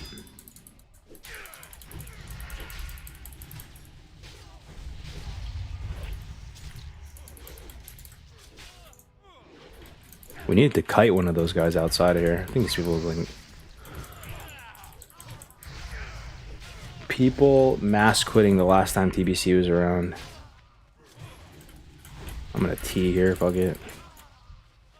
Blood mail, like bro, I've gotten 0 rogue loot, 0 cadaverous. I feel like cadaverous drops every time I'm in here. And now there's 0 cadaverous. What up, Doja? Damn, we got over 200 on Twitch watching. That is wild, yo. Thank you for being here, guys. I got a fresh rogue on Nightslayer if you're just tuning in. I am absolutely in shambles. Look how much gold I have. 30 sovereigns to my name. I'm down horrendous. Enchanting at 41, NG at 180. I do have other characters on Nightslayer. My lock's looking pretty good. Epic mount. Professions are good, but that's Alliance. We're just getting this character going. Crowblade for a 150. I've never seen Crowblade so cheap in my life. Hanzo sword. We're combat. We're like in full greens. We got Devil Sword. Down horrendous right now. If you guys have any tips or anything, I'm getting my Miras. That's my first order of business. We got to get some attunements done. Oh, I did get MC attuned actually. I did get MC attuned. But being a yellow class, you have the least leverage. Oh, yo, you know what? Actually, the most shameless thing that I probably should do, though, if I had energy, organize Pug MC, shameless, and no rogues. I'm the only rogue. I've seen people do that before with like classes where you don't need so many of them. Like you don't need rogues, right? Like you literally could make a raid with 1 rogue and it's completely fine, right? It's the same thing with like hunter. You could be a hunter and make a raid with just 1 hunter. And you could absorb all the tier 1 pieces. It's not the best, but it's just good like stats on it, you know. Organize Plug MC all BOEs and HR and sell them after the raid. Is that a lifestone just to sell the trinket slot? Bro, I had no trinket and it was 9 gold or something. Like the economy is so weird. It's the mage boosting or something where some stuff is really cheap and some stuff is really expensive. Like you can go buy like 20 mithril bars for like 10 gold. Like it's pretty expensive. Or yeah, like you know, Crowblade 150, epics so cheap as well. All the epics are so cheap. But I don't think the move is to try to get super geared right now before TBC, guys. I think the move right now is to level. TBC is going to be all about alts. There's going to be no boosting, right? So now's the time. Just try to get your characters up to 60. It doesn't matter. The gear doesn't matter. It really doesn't matter. I swear it doesn't matter. And I say that as someone who went into TBC. I went into TBC the first time with full tier 3 on my Warlock. Didn't matter. It did not really even increase the dungeon cleave speed or anything like that. Because you're only going to be as fast as your weakest link and how much time you're going to put into it, how much you're going to play. You get the Karazhan, you start replacing stuff. You do keep some stuff. Like I had the phylactery. You guys know what the phylactery is from KT. I had that, and that actually ended up being a cracked item. Like you use that pretty much all of TBC, but that's just one item. You can get full R14 gear with honor and pre-patch too. Whoa, seriously? But the things, oh shit, did we just pull gambling? This guy just pulled gambling? Let's go, let's go. Evasion, I'm rogue tanking, let's go. Let's get it, let's get it. So that's the thing though. You can, if you're gonna play arena, you can pre-cap your honor so that you can buy some updated honor gear. I gotta vanish, bro. Oh my god, dude! Imagine it's like being a hunter, dude. This class is correct. Just threat reset like that. We just got some of our warriors Gressel's badge phylactery. Tier is good in TBC. Maybe. I don't remember it being like insanely good though. It's badge, phylactery. I'm trying to think of the other stuff. I think Atish, like Atish is actually good or something. If I remember.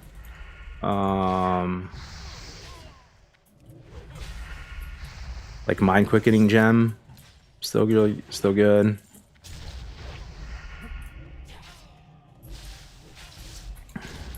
Do I have a health potion? I have no health potions. Sad. I'm probably dead here, boys. Okay.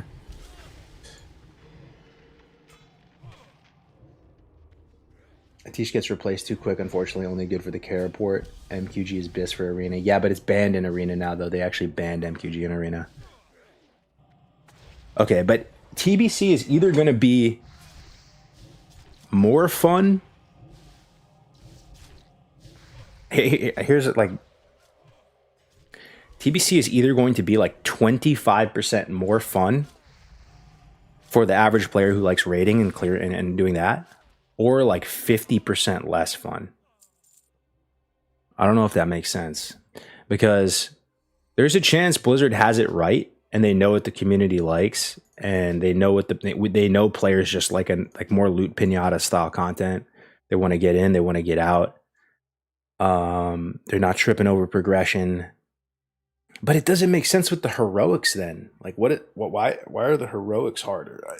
I don't know. I feel like they're not harder. I feel like they're just the same. People are just confused. It's all very confusing and kind of like all over the place. But think about it, guys. Like, does easier TBC content sound appealing to you? To me personally, kind of actually.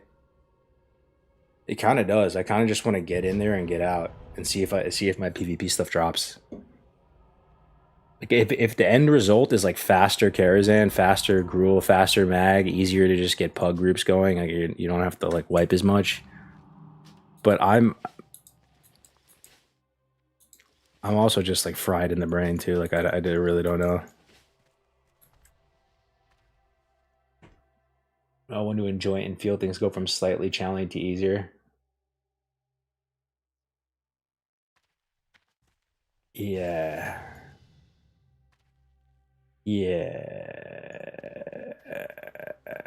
Okay, let me turn in this. We need another Skolo group. Yo, is anyone down to run Skolo with your boy? Just Kurtonis or something? I gotta turn this in. Oh man. I need my Mira song. I'm down bad, boys. Don't you think they listened to the community and reversed the nerfs to heroics? There's a lot of outrage because the nerfs to heroics, at least on Reddit. The nerfs to heroic. The thing is, you would think they would just be consistent, though, right? You explain it to me, guys. Let's nerf the raids. Let's buff the heroics. First of all, did they buff the heroics? I just don't know, man. It's so confusing. They didn't buff the heroics, but people are saying it's like pre-nerf heroics. What does that mean, dude? Like they nerfed them halfway through. I mean, they nerfed them like deep into TBC before Wrath. Is that what they're talking about? Because that's different. Like they're basically just doing normal heroics then.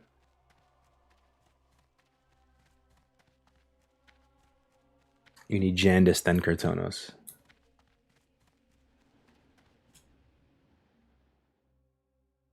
Yeah, it's all about speed runs now. Oh god. Hold on. I don't know if I can make it in time.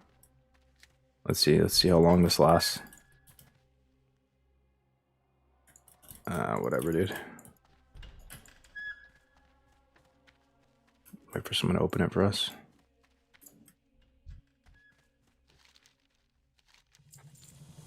Jan Disparov. Oh my god, I need to do Skolomance again. Oh god.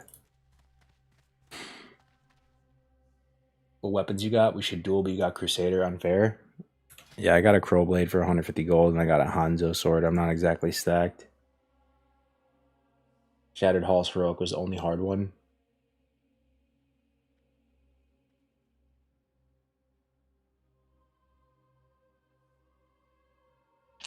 Will you level with Grays? Probably not. Probably not. I don't know what Grays is going to do, honestly. The thing about Grays, he doesn't actually like PvE or PvP. He's kind of on his own wavelength. Grays does what Grays does. Grays does what Grays gonna do what Grays is gonna do. He's an uncontrollable force. You never know what you're gonna get. I'm not sure what he's trying to do. I honestly have no idea. He could do hardcore from the start for all I know. I don't think though he's gonna join a normal guild and try to just like do the PvE progression. I don't think so. Yo, what up, brother? Look where we were now. 60 and pumping. GG, man. Hope you're well, bro. Yeah, good to see you, PD. Thank you, brother. Thank you. Thank you. Oh, man. Yeah, we can play. You know what I want to do, man? I want to play my level 10 Warlock for a second. My level 11 Warlock. Switch it up. Let's get out of this spooky environment and get into the Barrens. Grace doesn't actually like the game. He doesn't do PvE or PvP. He just does random ass challenges until he's bored of self-inflicted torture. Yo, what up, Cyrus? We can level together? I'm down. Level 11 war, yeah, come through. Let's do it. I'm in the Barrens. Hey, look at this is my this could be my main, guys. This right here, pickleball, Giga Chad. Look at the undead face. The goggies. Bro, like that's how little it really does not matter about the gear. I'm telling you, it's not too late to start if you want to play TBC. Like you can be level 12 right now and you're totally fine. And you're totally fine. This could be my main right here. Pickleball with a K. Looking OP. Yeah. You still play pickleball? Yeah, I still play a lot of pickleball, yeah. But I have my alliance. I have an Alliance 60 Warlock as well. But I need 2 Warlocks to 2 Rogues by the time we get to TBC. Been waiting for your lock. What weapon are you rocking? Look at this. Look how much. Ooh, that just is sick, right? 22 int on a stiletto. How mad are you right now? How mad are you that I have that on my character right now? The yellow glow. I have so much mana, dude. Rallying Cry, the Dragon Slayer. Let me get a War Chief. Let me get a WCB one time. All right, let's get it. Let's get it. Let's get it. Let's get it. Let's get it. Let's quest. Now we're really gaming. This is really classic WoW. None of that endgame stuff. None of that Skolomance. Nah, this is peak classic right here. I'm going to Ratchet. Killing that pirate guy. Yeah. Oh, yeah. How's that Baron's music? Is it loud enough? It's not loud enough, boys. Not nearly loud enough. Ooh, now we're talking. Too much? Is that unhinged?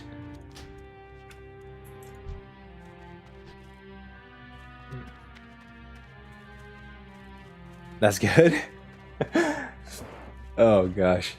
Can't hear it now, actually? Nice, let's go. All right, we need Zevra hooves, guys. How many times have we done this quest? How many times, man? Classic WoW has been a hell of a ride. I remember I have stories about every quest in this game. Everything, dude. Countless stories. Every quest, every pixel.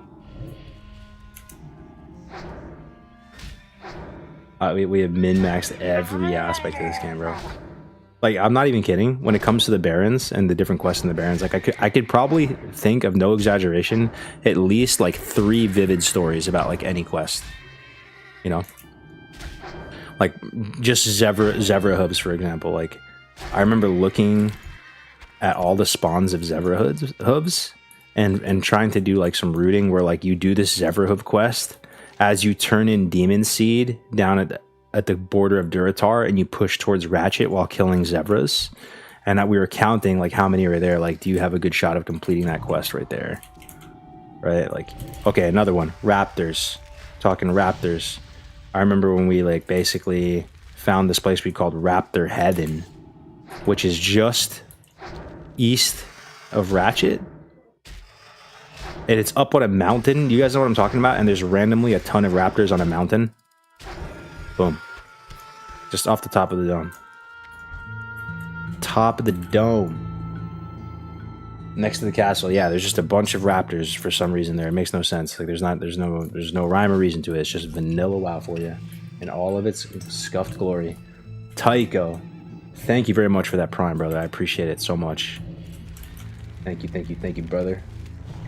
Appreciate the support. Thank you for hearing me bitch and moan about vanilla. It all comes from a place of love, guys. I promise you. Like, I feel like it's so easy. Like, it's human nature to want to... Where am I going with this? It's human nature to kind of like want to change things and want to change the original formula. You know? I don't know why we do that. And it is true, like, you can improve stuff, you can innovate, you know? I don't want to be a stranger to innovation, but there's a balance of it as well, right? Like, you have to always give respect where respect is due and remember the original formula and not be too quick to think it's like bad or something, right? Like, I genuinely think the pacing of the original game was just the best. It's literally what hooked us in, you know? And part of the reason of like why we're so sensitized to the instant gratification, like, kind of meta we have right now is honestly partially kind of on Blizzard, to be honest. Like, what's your go-to leveling spec for a non-HC lock? For a non-HC lock, I would go, I would just go like Affliction, honestly. Affliction. But yo, guys, thank you for being here. I appreciate you guys very much. If you have any questions about TBC, TBC Arena, TBC class balance, how the classes are in TBC, gold making, whatever. I don't really know so much about gold making, but we can talk about it and try to like think about it. Like, they're doing stuff like increasing Terracone spawns. That seems like a good change.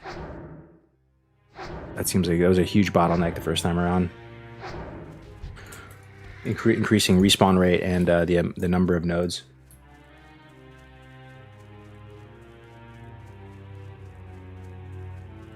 I'll go try to get you an invite to Green Tea on this tune. Oh, I'll leave whatever I'm in right now. I'm in some random thing. Hell yeah, are you in Green Tea, PvP? Yeah, I just left it right now in Nikos. Let's go, let's get it. What nerfs did they do to AoE farming and thereby boosts? I mean, from what it sounds like they're not actually changing the amount of XP you get. They're making it so if you have mobs in combat for a long time, they will become stun immune and do insane damage or something, right? So if you remember the Slave Pens farm, you have to gather up all the mobs. It takes a while to set up the pull. Stuff like that's going to be no longer possible. But I can see a world where there will be boosting. It will probably be more prot pallies than mages. And it will be more like just smaller pulls, lower XP per hour, but you're still getting XP per hour while AFK. Like, the pain that you're solving for people is people are working remote jobs, they're on Zoom calls, they're working, they're AFK, they have like 4 monitors. They want to keep a character up there just getting XP in some capacity. And I think that's still probably going to be possible, bro. If there's a will, there's a way. The best way for them to kill off boosting would be to say it's banned. Like, you cannot charge for boosting as not an allowed thing, in the same way that like they did it with GDKP. They'd have to say no more services, no more summons, no more boosting. they nerf the XP boosties get. Even if they nerfed it, I still think people would do it. I still think they'd do it. Because they're getting XP while AFK. Someone was getting 4 XP a kill. Ooh, okay, if it's 4... There are limits though, right? Paying gold to get 4 XP per mob. Palace can't even pull a lot. 90% nerf. How will they enforce boosting bans? Players will just have Discord servers. They will, but it will cut down on it a lot. Because if you go to Nightslayer right now and you go to services, non-stop, 24 hours a day, non-stop spam of like boosting this, boosting. And I'm gonna keep it $1.50 with you. Like, this is the meta. It is what it is. It kind of in a way, it's kind of cool. Hear me out. In a way, like, the game is already fried. We're already living in like Frankenstein, like endgame only. No one cares about anything. Clearly, no one cares about the pacing. Like, but it feels very alive. The server, like, any time of day, that services tab like is just going at the speed of light. And that isn't purely bad. Like, the worst is when it feels like you're playing on a dead server. Who here has played on a totally dead server before? Sure, all of us at one point or another, right? No action, no commerce, like no commerce, no life, no discussion, no talking. In a way, it's kind of cool. Us in TVC, yeah. LA feels dead at night. Us and Watlook is Sky Fury. True, dog. True.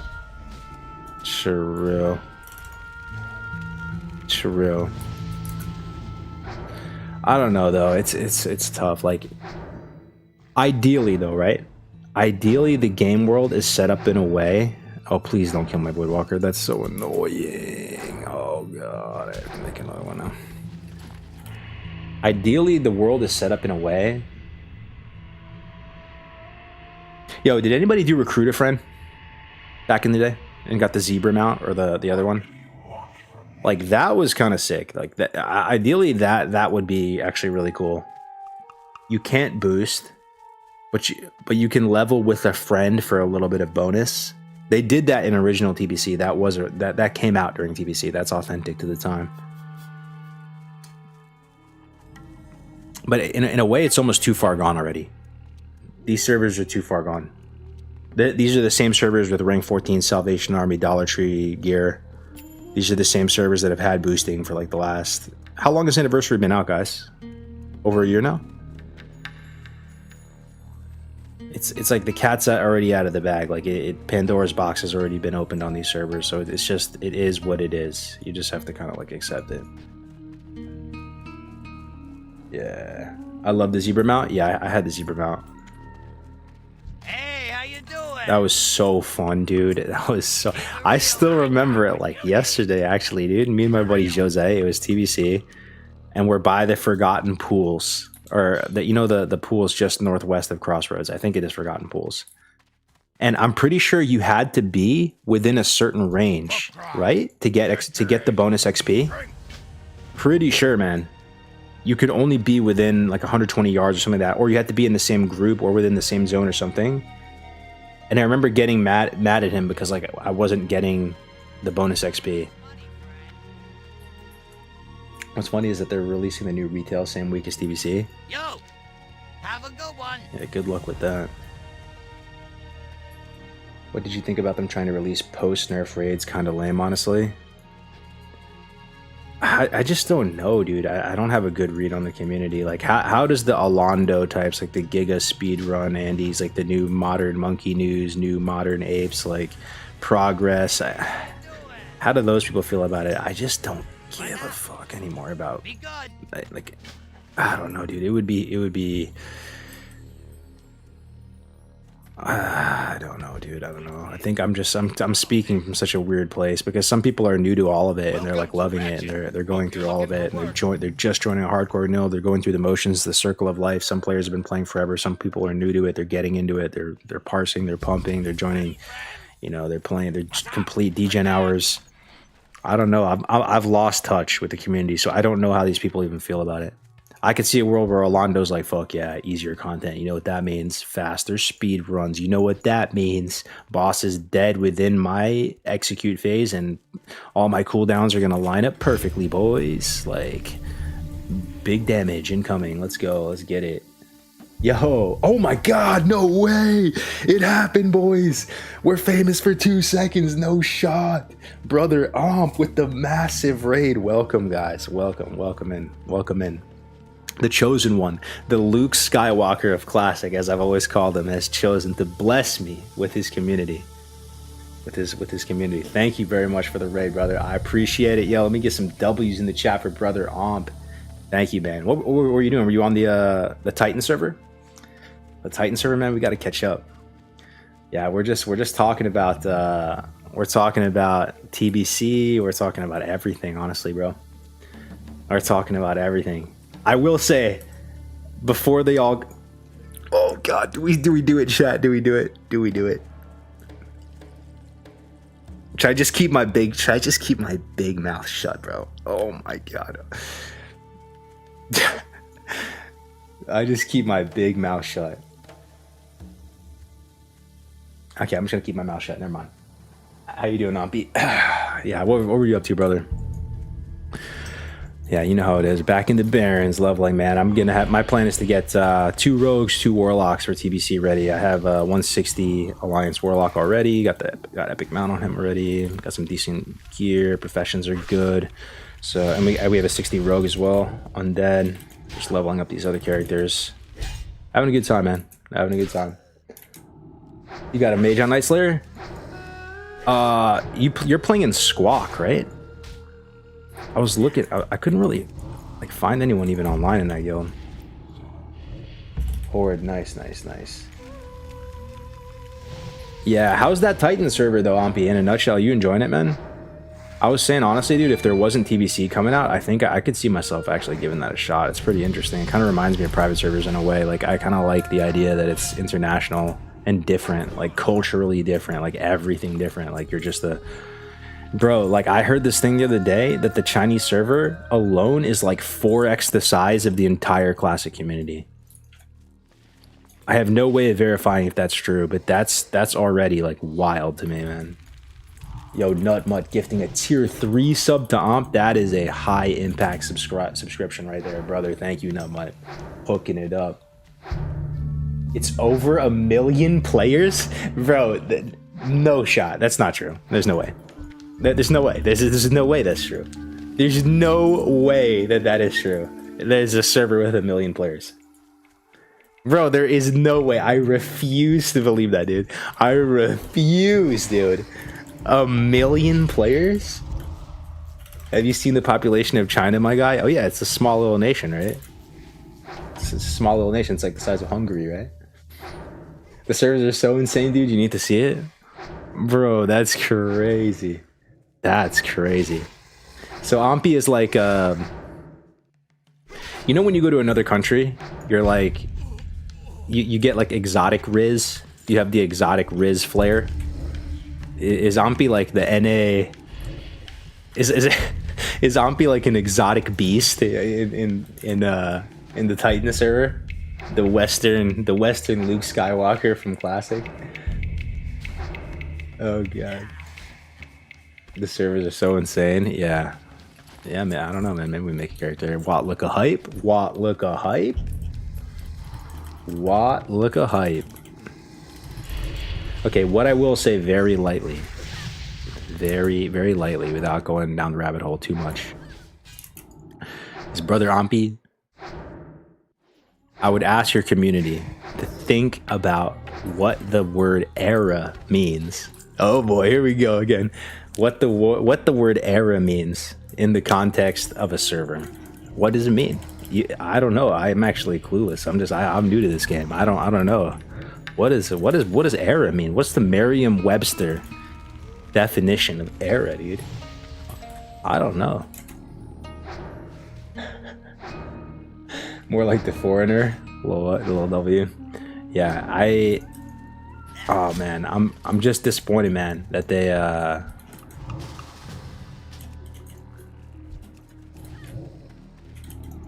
they just like so freely put all these changes into vanilla, man. Like I really just to not to be like a doomer, like I think they need a museum server. My idea, dude, is I think they should call it a pristine server.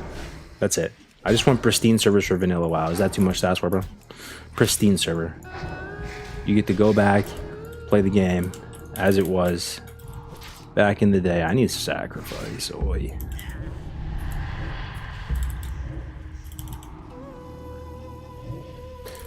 I was so wrong about Epoch. The vision was real, but goodness, that was a train wreck. Oh yeah, dude. Epoch, E-flop. E-flop. Oh, they fumbled the bag so hard. 100%, dude. Yeah. My time zone is in the middle of the night for China, and middle of the night has 10 times more players than Anniversary at prime time.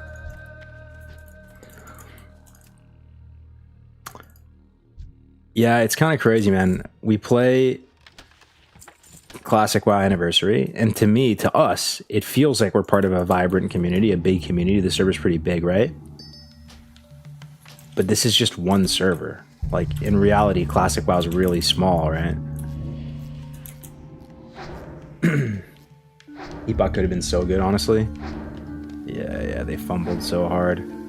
Yeah, the Evil Empire ended up winning, guys. Sag. The Sith Lords ended up winning. KW dual spec, Kek balanced classes, KW 25-man skilled rating, KW my era. Yeah, that's the thing on B. I've realized I am literally like the official. I'm the official unofficial grandpa of Classic WoW. Like people are like patronizing me like I'm in a geriatric clinic and I'm like crying about the days like post World War II when life was good, when you could buy a pizza for $1. And dude, because I have no allies, Ampi. I have no allies anymore, bro. They're all gone. Like, the Eru community wants all the changes. Let me ask your community too, bro, while there's still a lot of people here. Listen up, if you're here from Ampi's stream. Tell me the truth if you want this. One, if you would want this, or W or L at this point, right? In Classic Era, if Blizzard if they doubled down and put in way more quality of life changes, for example, quest log, 20 in Classic, right? They change it to 30. Let's say they double the gold drop rate on mobs. Let's say they make it so epic riding is half off epic riding. Let's say that the Traveler's Backpack now provides 32 slots of inventory space. Let's say they add more flight paths in. And flight paths are 50% faster. 50% faster flight paths. Let's put in, what else should we put in?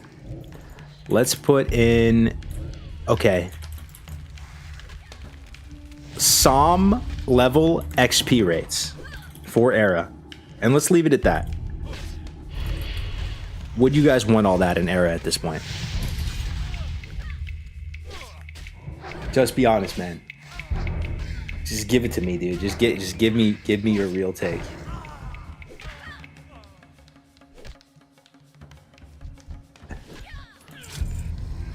Yeah, WoW and MMO in general is supposed to be tedious and take a long time. Anyone who disagrees with this can play something else.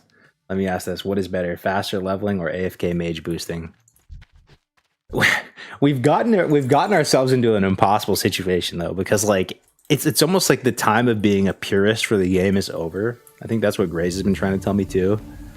The game is already so cooked that it's like, at this point, do you just double down and just cook it all the way until completion? You know, we just full send the milking. Like, I want to believe it's not too late though. Okay, if I got elected to be president of Classic WoW tomorrow, in my hypothetical dream universe, and I get to make any changes that I wanted, starting tomorrow, they give me the full ability to do executive orders and change Classic WoW. What do we do tomorrow? Let me see. What I would do tomorrow is I would start an initiative for pristine servers, right? This would be vanilla TBC and Wrath, essentially playable as they were in the context of their time, unchanged and never will be changed. Museum pieces that you can go and play and experience anytime you want.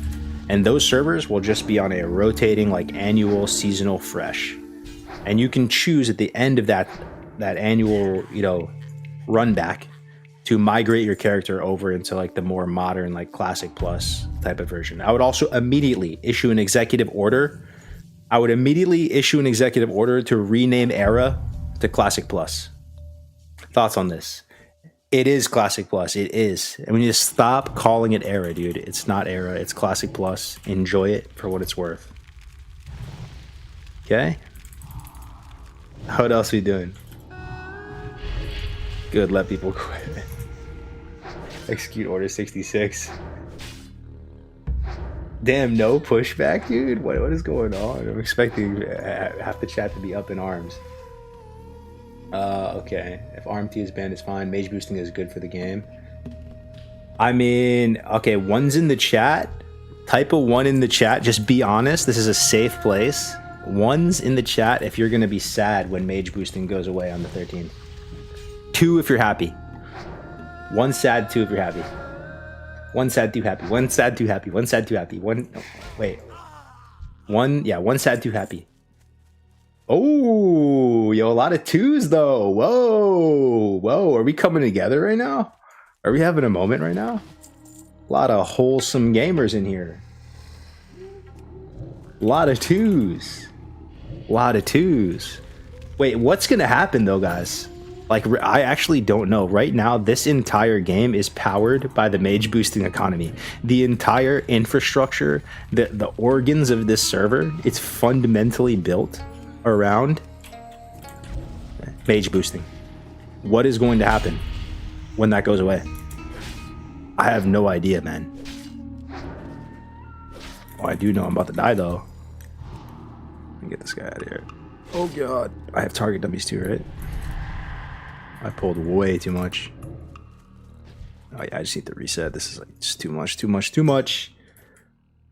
Pally boosting. People should have to learn how to play the game. Yeah, it's crazy, man. You know what it's like, man? It's like AI taking over, replacing our jobs in real life. That's kind of the equivalent. And wow, you go to Orgrimmar right now, you see people's characters named WTS Mara, stocks boost, you know, or like, yo, what if they banned portals too? No, surely they wouldn't do that. And the thing is, they're not actually banning these services, right? You can still advertise them. It's just that they're nerfing the XP rates. Bro, it's going to be wild. These people are losing so much money, I bet, once this goes into place. I think they're making millions of dollars, guys. I think they're making millions, man. I think they are milking so hard right now. These I think it's like a, what do they call it? Like a syndicate. Like, it's like a mafia, dude. I bet you it's like a boosting mafia. And there's like kingpins, and they're just absolutely raking it in right now. As someone who have played on a server without boosting RMT and GDKP and botting, I've seen how healthy a player base and an economy can be. Mage boosting and real money gold buying goes hand in hand. Oh, man, it's going to be interesting. I don't know, dude. I literally don't know what's gonna happen with the server. Can you guys predict? Can you guys put some feedback? Like what is nothing gonna happen? We're gonna wake up on the 13th. This entire industry has been powered down. Thousands, tens of thousands of dollars per day that's pouring into this has come to a complete stop. No one can boost anymore. Is everyone just gonna be sitting there with their dick in their hand like, wait, what? I have to play the game? Wait, what? I have to, wait, I have to go level? Wait, how do I level? RestedXP.com. RestedXP.com. I need to go download this add-on right now.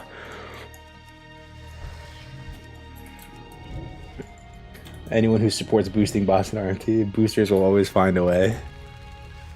Shameless plug. Hey, I'm no longer affiliated with it anymore. Nice plug. but my promo code might still work. I'm not sure. So if you do end up going to Rested XP, if you do end up, and that's on you, I'm no longer affiliated with them, but it might work if you type in Cargos.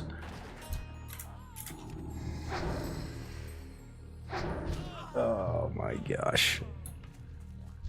It'll be interesting. Bro, just want to say you're the only streamer I know who can continuously go ghost for months at a time and come back and pull in 800 plus viewers every time.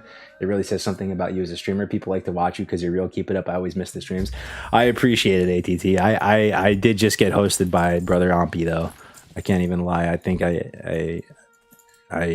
there's no shot I could do that on my own, but I really appreciate it, dude. Like, that's one thing that I do really appreciate in the community, that I've been around long enough that, you know, I pretty much know most of the streamers, and even if I ghost for a while, like people bless me up when I come back and do a little arc. I don't know what's wrong with me, guys. Like, I don't know what's wrong with me, dude. I'm just a person of many little arcs. Is anyone the same way out there? You just continuously reinvent yourself. I think it's the ADD or something, dude. Like, you can't do any one thing for too long. But you are kind of like an extremist when you go hard with something, right? Like, and you just go super hard for like 3 months straight and just absolute degenerate demon mode, and then just walk away from it. Just completely and utterly walk away from it. So many times in my life, I've like worked incredibly hard, secured the bag, and then taken the bag and just put it in the trash can and just walked away from it. You're a hype beast. And Classic is not hype at the moment. Blame it on the ADD. This is all a setup for RXP. Yeah, it'll be interesting. It will be interesting. No mage boosting. My brain though, like, I kind of associate like commerce with reality.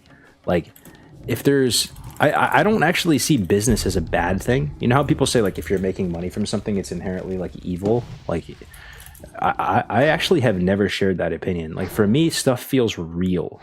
Like, it feels real and actually valuable to the point that people are going to spend money on it. You know, so when I see like even this the mage boosting and like services, the services tab going crazy, just going bananas, like just tons of people boosting like crazy, like all day, every day. It kind of makes the server feel like real. Like, this is like a worthy server. People care. They associate value with it. But I know it's kind of a bad take too, though. Like, I'm being cognizant of that as well, because it's like, you know, it's RMT and stuff, right? But I can't help but partially feel that way. So if all of that goes away tomorrow or on the 13th, I don't know what's going to happen. But for the record, just to set the record straight, the ideal server is what? Let's list it out. Ideal server, no RMT. You get permabanned if you get caught with RMT, right? Permaban RMT every time. There's no 2 week, and that's strong enough of an incentive that people won't do it. Real server, there's actual, I don't know, dude. Does there actually have to be real GMs? Maybe not. Maybe I don't care about that. Do we really care about them actually having real GMs? Maybe. Maybe though. You know why? Because right now you can like auto ban somebody. You can mass report somebody and get them banned. So the idea of real GMs stop that. So yeah, probably real GMs too, actually.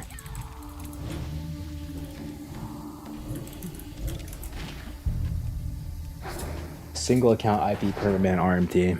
And that's the thing, dude. Private servers did a way better job of enforcing RMT because you never knew what they were capable of. Like, you never know. Like, they really would permaban you. You just wake up one day, there's no due process, there's no red tape, there's no appeal. Like, you're fried. Your account is closed. And we saw that happen time and time again. You could be like the GM of a huge guild, wake up the next day. I remember, yeah, I mean, I'm pretty sure he's probably talked about it on stream. Anybody remember T Mugsy? It was like the GM of Dogs, DOGZ. They're 2019 guild. I don't know if he still plays. I remember on private servers, he literally like GM of this big guild, insane gear, all this. Permaban, bro. Best time for a Santa WoW wish list. Santa, what's that poster behind you? I don't know, it was here when I moved in. I've learned to run DM North on my Hunter. A lot of people DM me about the Elden Rings, offering to pay for them. It's not a bad thing. Oh yeah, a good old tribute run, selling some tribute loot. Oh, I could use some rings right now. Wow, KGB says knock knock time for re-education. What's up, Christy? How are you doing, Christy Meth? A lot of first-time people in the chat. Yo, welcome, guys. Thank you for giving my stream a shot. If you have any questions at all about TBC, about vanilla, about life, about being a washed dad gamer, about being a washed divorced dad gamer now, feel free to ask away. Whatever, man. I'm an open book. Wear my heart on a sleeve. Talk about it. Talk about whatever you guys want. Thank you for the follow, Crystal. Appreciate the follows, guys. Big, humongous raid from Brother Omp. Rented a pre-furnished house. Yeah, just an apartment, yeah. How often will you stream? Every day, 9 to 5. Very consistent streamer over here. Very consistent. If you look at my track record, every day, you will get insane value from your subscription. Don't worry.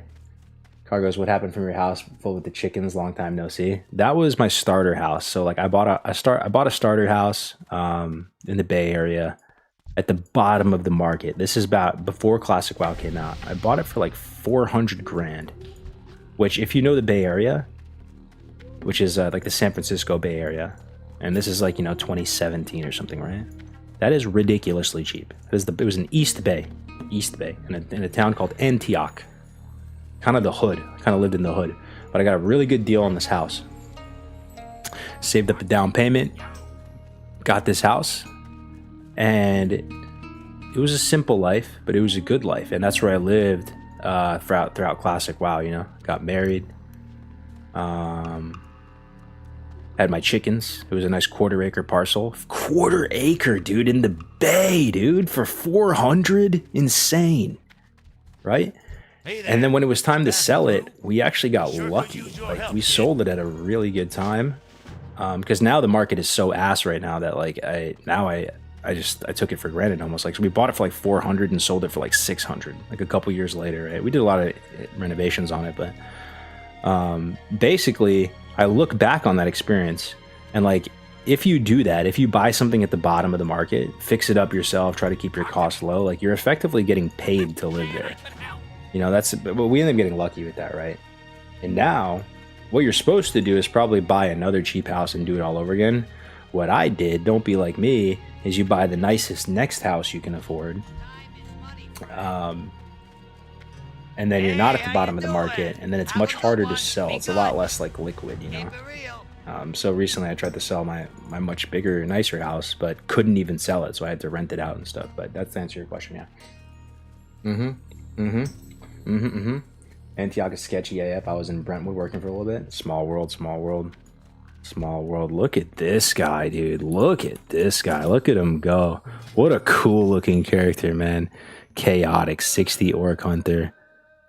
High Warlord Cleavers with the double Agi 15 on him. High Warlord's crossbow. Who's been there, dude? One's in the chat if you got rank 14 before. It's okay if it's your Salvation Dollar Tree 14. What's the first thing you did, boys? You bought every weapon, dude. Every weapon you could equip.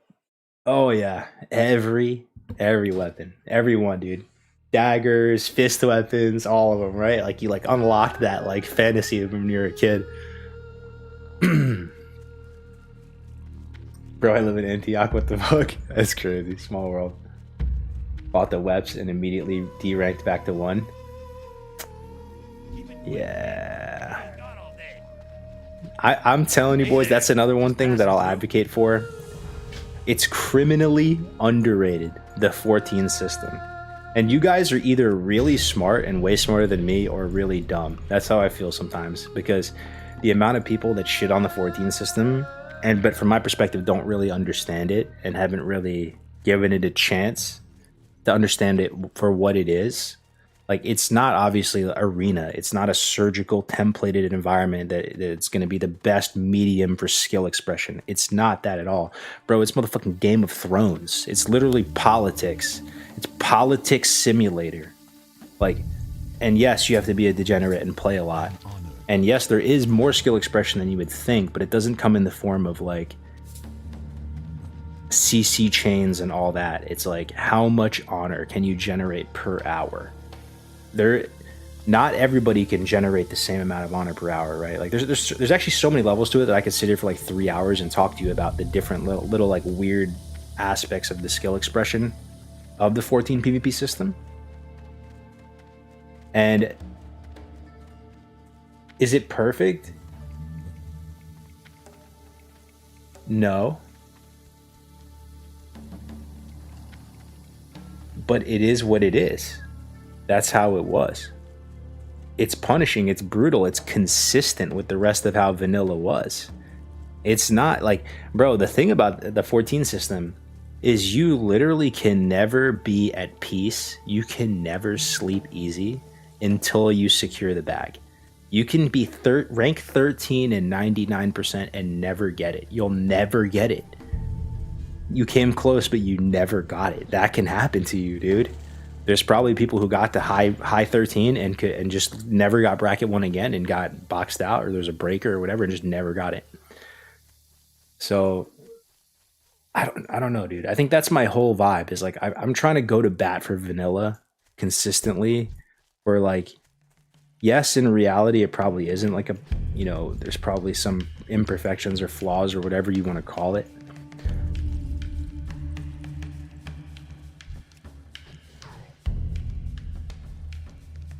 But I think it's a hell of a game, just as it is, man. As is, out of the box. Yeah. I wanted to farm it this time around, but my friends quit at rank 10, so I quit. Feels bad. And what's up, Storm Song? Good to see you, dude. Guys, Rogue Hunter or SP for both PvP and PvE TBC? Rogue Hunter or Shadow Priest for both PvP and PvE and TBC. Okay, so one thing I heard recently is that Shadow Priest is going to be a bit worse because people are not going to need the mana battery effect as much because the fights are going to be shorter, less in demand than how it was before. Might be a consideration for you. Might be a consideration for you. And people are saying that rogues might be better because rogues have higher single target. Like they're kind of good at just dealing damage to a single target and like in a small little window. And it's, I don't know though, dude. A part of me thinks people are like overestimating the differences in the meta. I think it's part of it is like people trying to hype up this new version of TBC and make it seem so different. I'm not sure if it's going to be so different. That would be a surprise to me.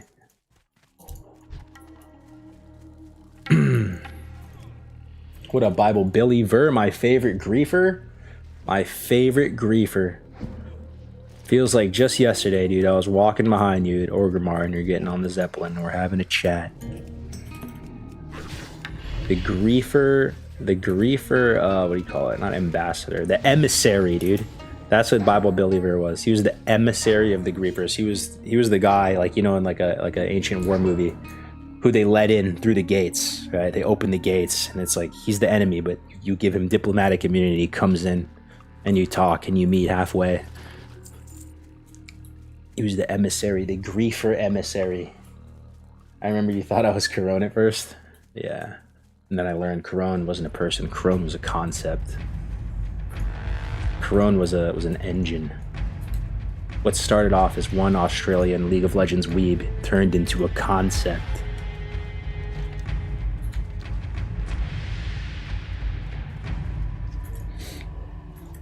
But yeah, I think, I don't know, man.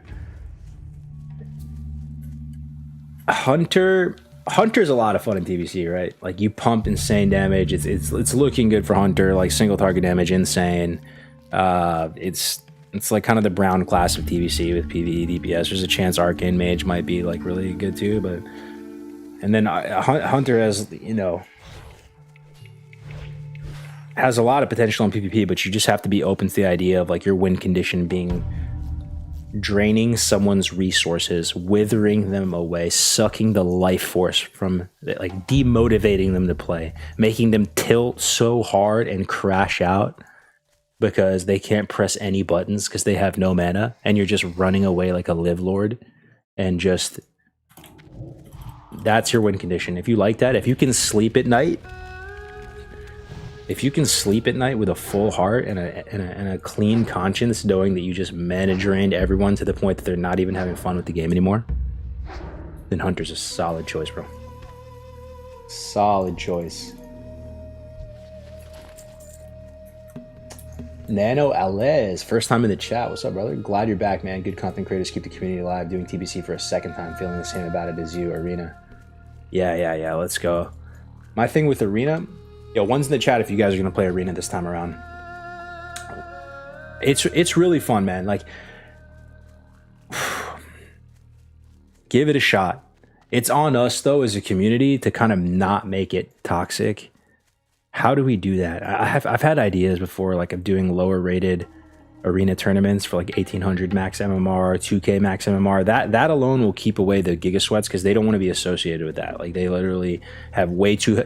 The rank 1 types have the biggest egos ever, dude. They have the biggest egos. I don't even know how they sustainably play PvP with egos that big. None of them are going to play in that because it's going to be like 2K max elo 1800. And we like just do more casual tournaments. And do you guys remember StarCraft 2?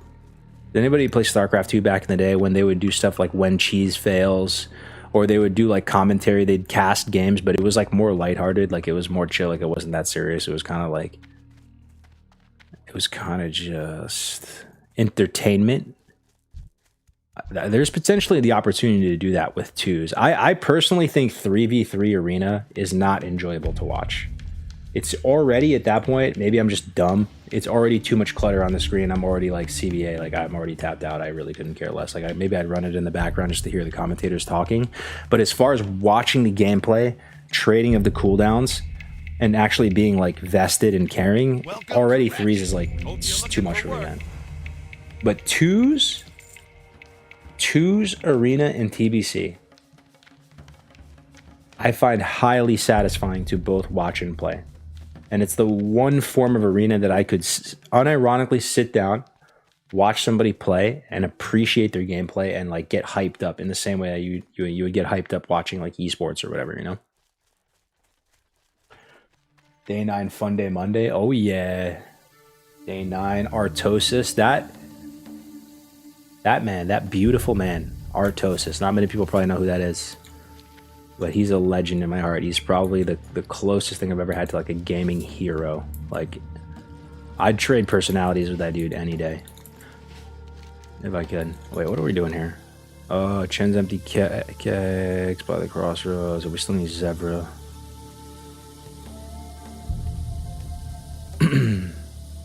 Let's go up to Raptor Heaven. Let me show you guys Raptor Heaven. Random place with a ton of raptors right next to Ratchet. Tastosis, baby. Yeah. The Usky HD StarCraft. Like, that was a wild ride, dude. That was freshman year of college for me. RTS was popping, no? Somehow, dude. It was the shit. Like, I swear, dude, there was just people doing VOD reviews. They were casting StarCraft 2 random games, and they were getting hundreds of thousands of views. Just casting, solo casting, no cam.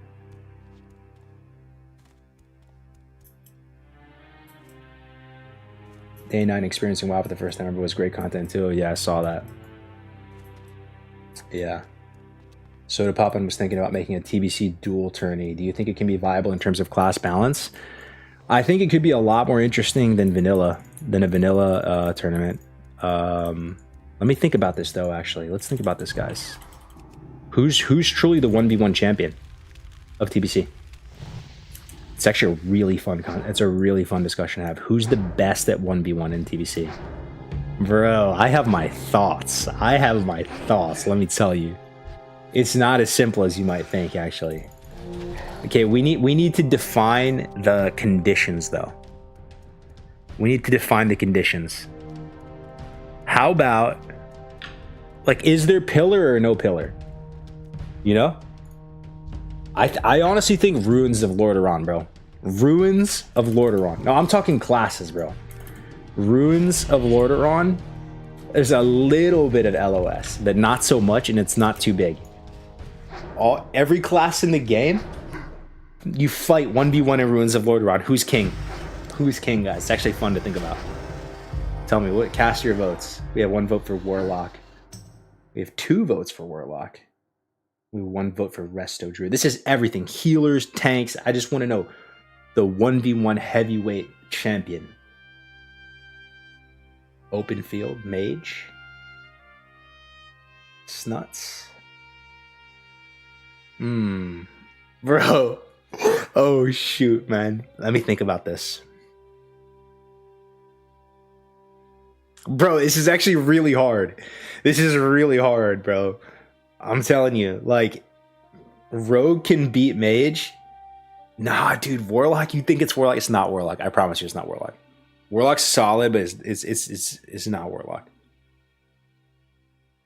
A Rogue will kill a Warlock. A good Rogue, every time, will kill a Warlock. Promise you. Promise you, bro. Let me see.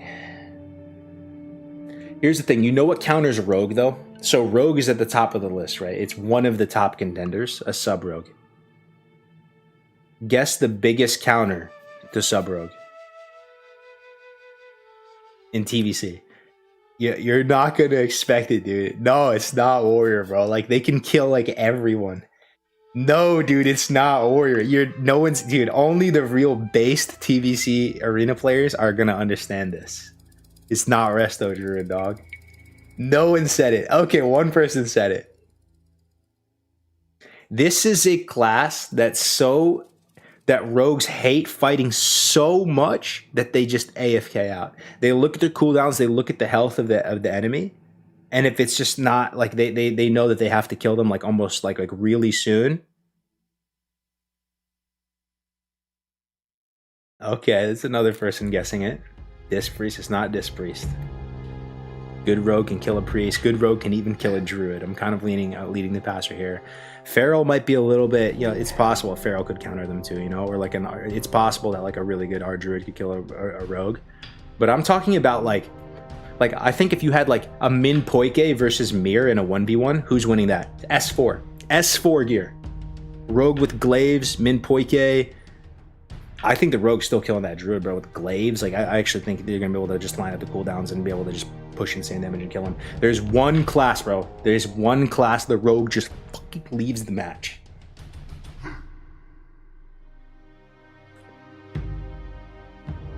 I'm going to tell you ready? It's Shaman, dude. It's Resto Shaman. Resto Shaman are like the tankiest healers. It's not enhanced. No, it's Resto Shaman, bro. Like, they're so strong against Rogue for some reason. It's some kind of talent that they have where they auto heal when they get stunned or something. And then a lot of them are Orc as well. And like, you just can't kill them. Like the Rogue, they do their whole burst opener on them. Like, I've seen it happen time and time again because it'll be my buddy, like, Brand, right? We're playing twos, right? And he's up against a Resto Shaman. And like, I see it math out and he has good gear. You do your full combo on the Shaman, and they don't die. They don't even get close to dying. Cheap shot, gouge, kidney, blah, blah, blah, blah, blah, blah, blah, blah, stack wounds, blah, blah, blah, blah, blah, blah, blah, blah, and they don't die. Auto heal under 40%. What's that called? It's a talent, right? Yeah, Earth Shield too, right? Earth Shield as well. But there's some kind of talent that kicks in. Shamans have no auto heal in TBC. They legit have to cast every heal. But bro, it's a talent. I'm telling you, someone's gonna look it up. So when I think about 1v1, that's a real factor, right? Like, Rogues are on some king shit, but Resto Shaman can beat Rogue. Nature Guardian. What does it do again, Razzle? What does that actually say if you're looking at it? Yeah, they do have to cast everything. You are right though. But they'll just sit there, bro, and flame shock the Rogue all day with the Searing Totem, and the rogues crash out. They do not enjoy it at all trying to kill a Shaman. Like, it's like they get PTSD from it, that they would rather just leave the game. I've seen it so many times. Rogue, he just sees Resto Shaman left. He's like, even if I had a shot of killing this guy, it's not worth my time. It's not worth me crashing out for like an hour after. I'm just gonna leave. Whenever a damaging attack is taken that reduces you below 30% health, you have a 50% chance to heal 10% of your total health. That's it? That doesn't even sound that good. And it's only a 50% chance.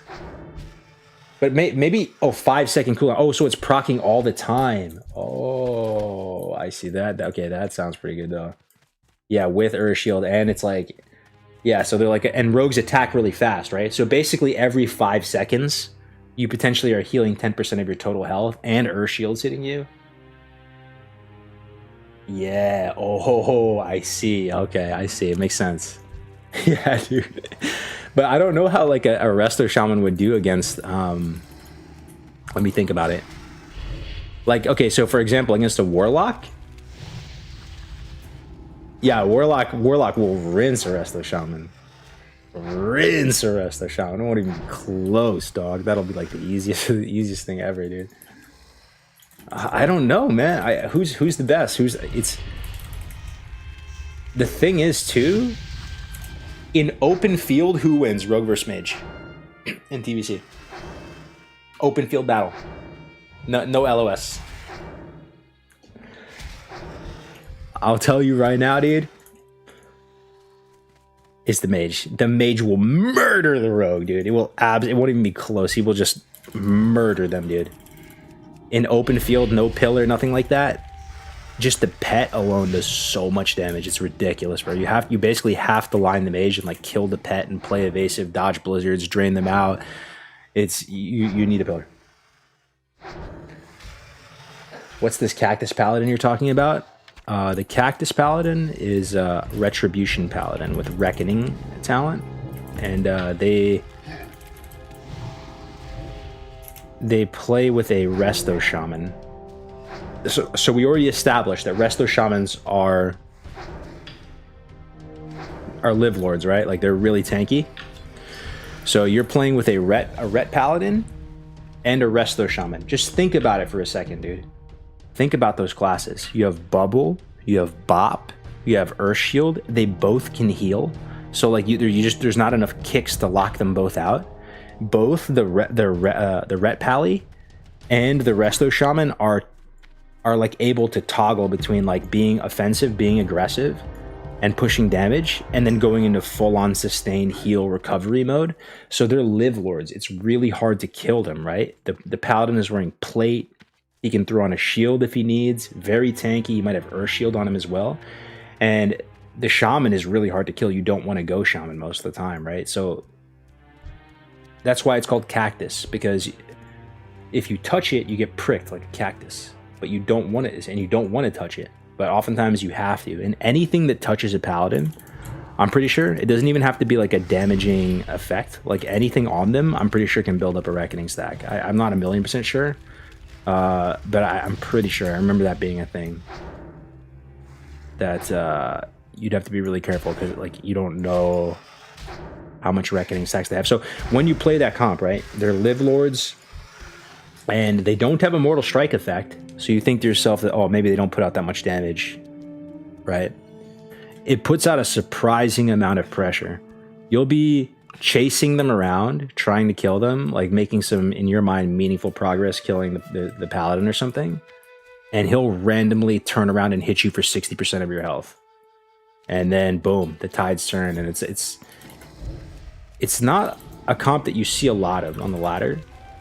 It's a little bit rare, and I don't really understand it so well, like in terms of like how to play it, like what are the techniques, what are the strategies, but that's what it appears.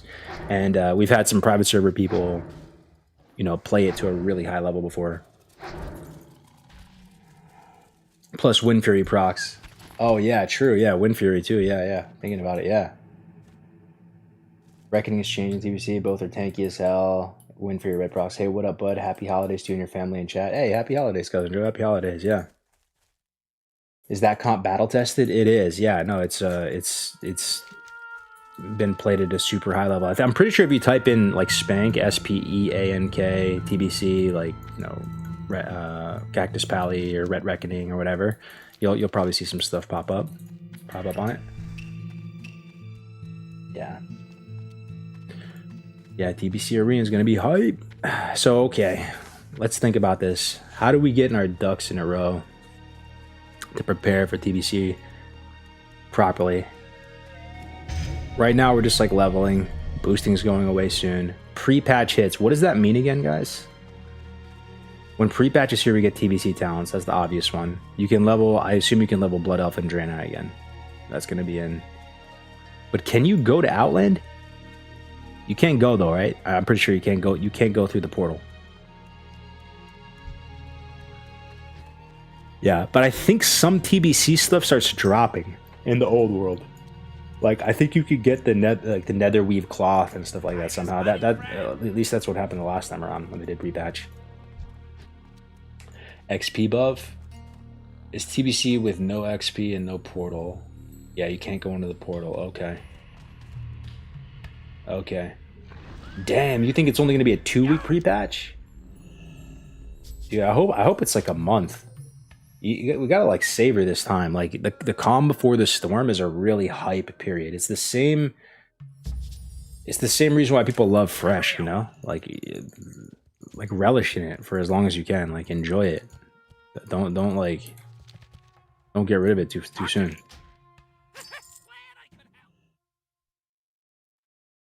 The last TBC pre-patch was 2 weeks. That's what I'm saying. I think that's too short.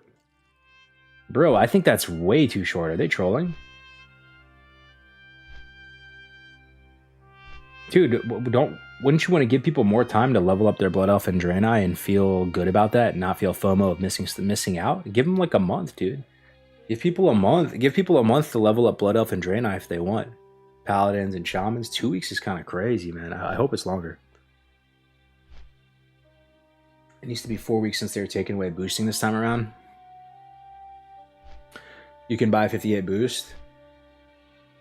I wonder if you can buy a paladin though, like a Blood Elf paladin or a... Yeah. Yo, how many people here played the first TBC? Not in 2007, like the 2021 TBC type of 1, if you played that one. Type of 2 if you did not. 1 if you played 2021 TBC. 2 if you did not. That's what I'm saying, dude. We're the same crusty old gamers that played the first time around. There's barely anyone new, man. Oh, that's wild. Yeah, it's like probably 80% of the same people just running it back, just brainwashed, just doing it all over again. Oh, man. Would the new ones be watching Cargo stream, though? True, though. True. I do attract washed old timers. This is the senior citizen community of Classic WoW. That is true, Bloomwolf. That you raise a good point. Go forth to victory. That is true. That is true. Stormsong, you didn't, huh? Oh, wow. Yeah, let's go back on our rogue for a minute. We'll flip it over. Been expecting you. Back to the brogue. Back to the brogue. See if we can run something. Here's our boys. We got Pickleball. We got Cargo's TV. We got Cargo. I'm not even going to level this guy, though. I'm going to use my 58 boost on a mage, I think. It's for portals and all that. I'm not playing Classic WoW in the nursing home. I didn't live my life properly. Yeah. Dude. Imagine. Would anybody want that life right now? You could just play Classic all day, every day, and you still make like... You still make like enough money to just do... To live comfortably. You don't have to worry about it. You don't have to stress. And you can just chill and do what you want. And just have a simple life. Oh, I don't know. I don't know if I've gone that far. I don't know if I want that, actually. I still got stuff I want to do. We checking on YouTube.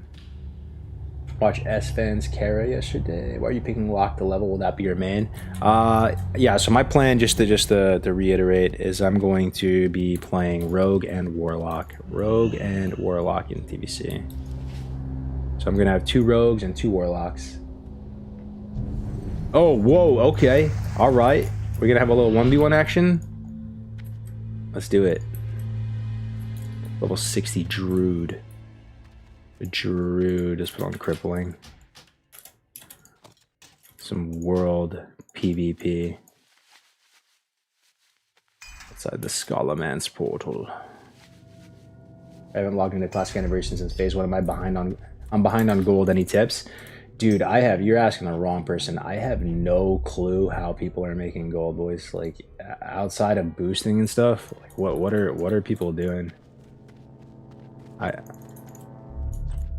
boosting is just so good. I don't know what can even possibly compete with it. Like, I'm from an era where rogues used to pickpocket just to make like a couple gold per hour. There's no way that's good enough, right? Like, what's the meta now? Is it picking herbs even? Maybe just doing jump runs, picking herbs is solid.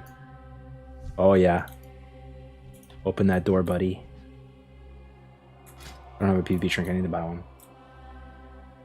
Am I cooked as Orc Hunter in Arena? I have a lot of time invested. Really don't want to reroll Dwarf. No, dude, you're not cooked as Orc. You're not cooked as Orc. No, you're not. Orc is good, bro. Like, you're not... Honestly, dude, you're not cooked at all. Oh, shit. Oh, there's a Warlock in there, too, though. A tier 3 Warlock. Oh, shit.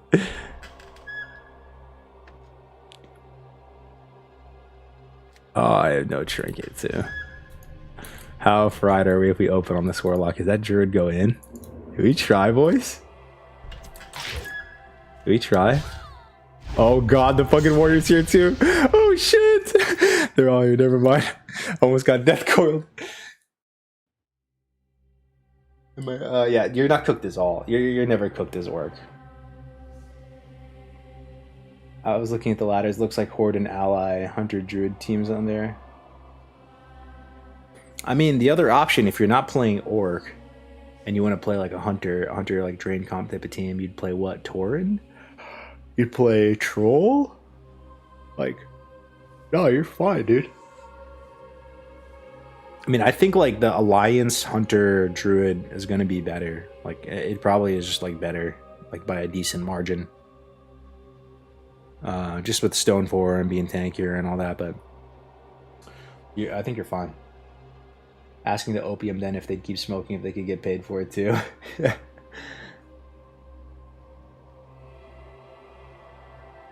Damn, we got 100 people watching on YouTube. That's crazy, man. Such a good stream. Thank you for being here, guys. Happy holidays. What should we do? Try to get this rogue in better condition. Okay.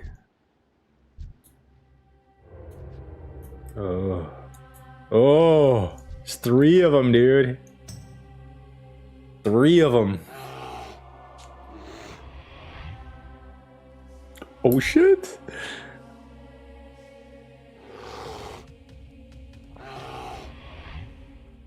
Wait for our opportunity to strike. What's up, Dom Root? What up, Bullfrog? Primal Air farming on Outlands was the playback. Are you talking about farming gold in TBC?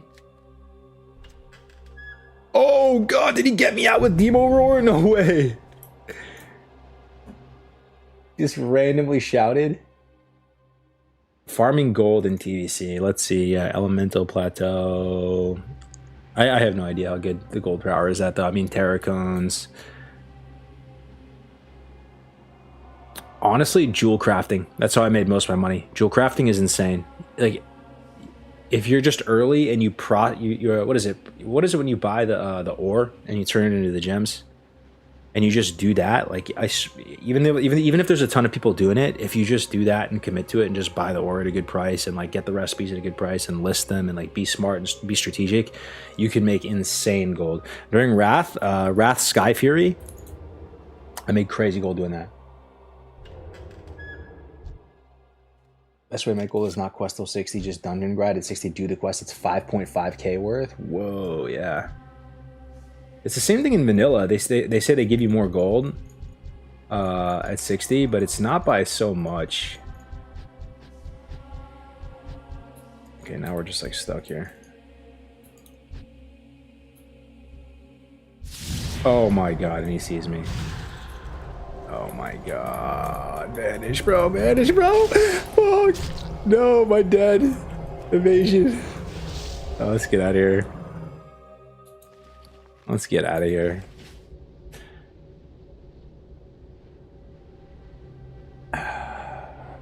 Yo, what's your favorite TBC hero, guys? TBC hype? TBC hype? Is it Heroic Ramparts? Heroic Ramparts, so sick. So sick. Nah, for real, let me think. It's probably, I don't know, MGT or something. That's like the easy answer. Shattered Hall is pretty solid too, honestly. Definitely not Arcatraz. That's the worst. Ooh, green winter hat. Let's go.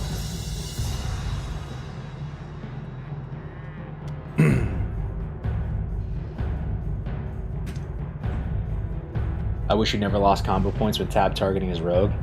Are you guys ready for focus though? Are you guys fully ready for focus? You've been playing Anniversary for the past year. Are you ready for focus to be in the game? Are you going to be that classic Andy that doesn't use focus? Or are you guys locked in? You good to go? You have the keybinds pre-filled. You're ready. Blood Furnace. Yeah, I was thinking about doing a guide on that actually, because there are a lot of people that don't use focus, and once you get used to it, it feels so good. You feel like an elite gamer, Giga Chat. It just there's no going back.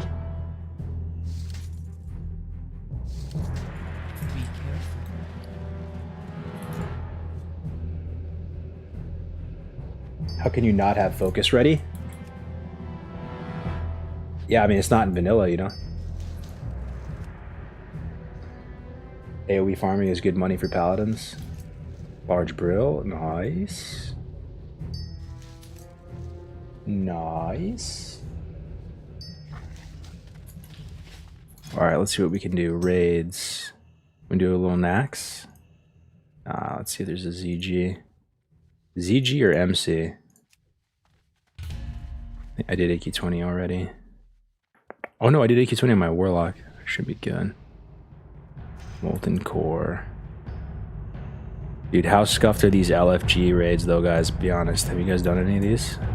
You join some random MC off LFG, is it gonna be a bad time?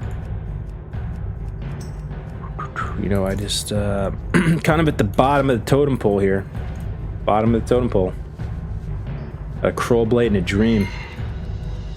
Kroll Blade and a Lifestone and a Big Heart. You're alright. Usually guilds needing pugs. MC. Ooh. Ooh. Some of those are actually not bad. Oh, okay. A lot of people saying they're not bad. It's gonna be content. What's up, Dictator? How you doing, man? I mean, I can't really be picky here. I can't think who's lower on the totem pole than a fresh yellow class in Vanilla WoW. You're rank 1 bottom of the barrel, right?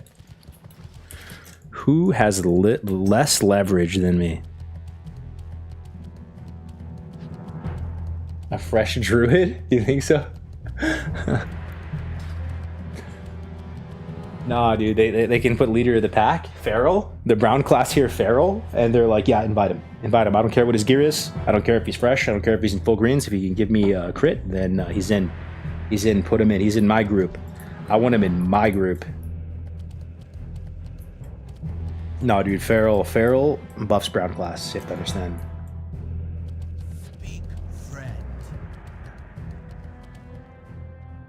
Yo, if I'm a rogue, you think I can offer RFC boost to people? Like, and charge like 15 gold or 18 gold per 5? I wonder.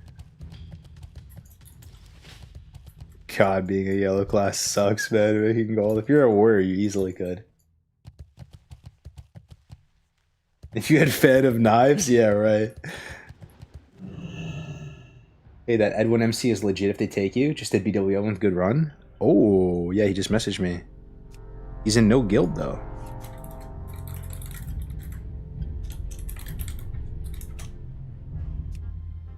Look at this, bro. This is the services tab of Nightslayer. Look at it. Look at it. Discord.gg/classic boost. Classic boost. Where to sell DMT buffs, where to sell this, where to sell this, where to sell, where to this, where to this, where to sell this. Can't see logs. Are you fresh? What's the tactical answer here, guys? Are you fresh? Can't see logs. Okay, so he's a logs-oriented player, and I have a Crow Blade in greens. It might not be a fit. Be like, we are live on twitch.television, though. We're live on twitch.television, if that counts for anything. He checks, but say you have experience or show another tune.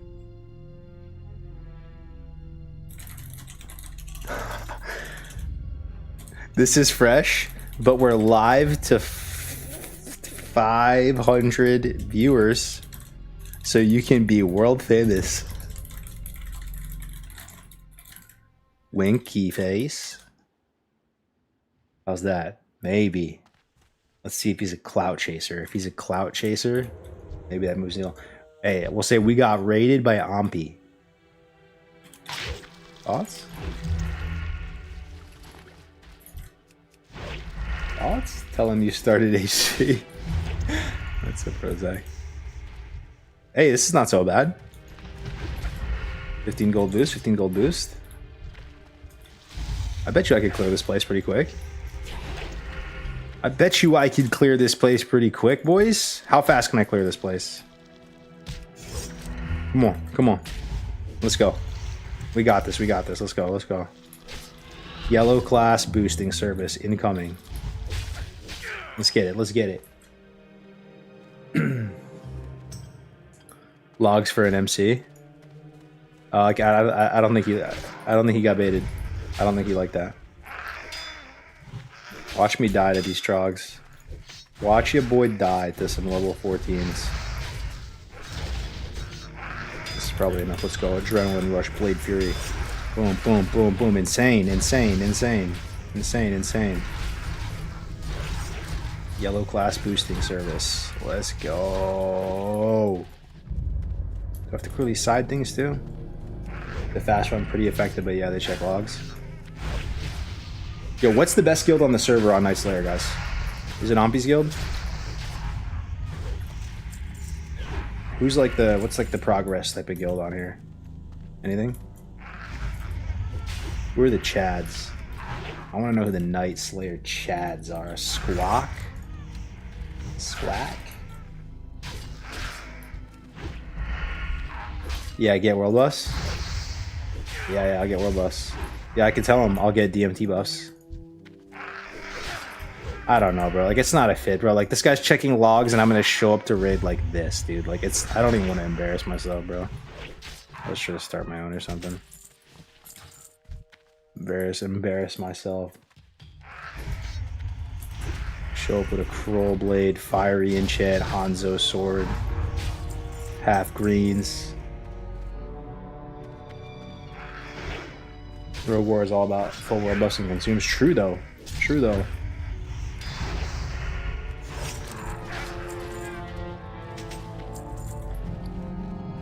It's actually not bad. I need to. I'm enchanting, so I can DE this stuff. 2 minutes and 8 seconds, guys. What time do I need to have it to clear RFC for this to be a compelling boost service? What's the market rate clear time? Like, dude, if I can clear this in like 5 minutes, 6 minutes, isn't that good? You're still under instance cap. This might be how we make our gold, boys.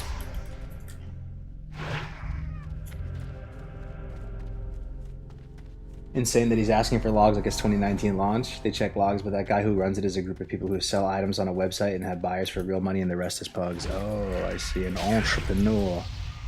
Entrepreneur.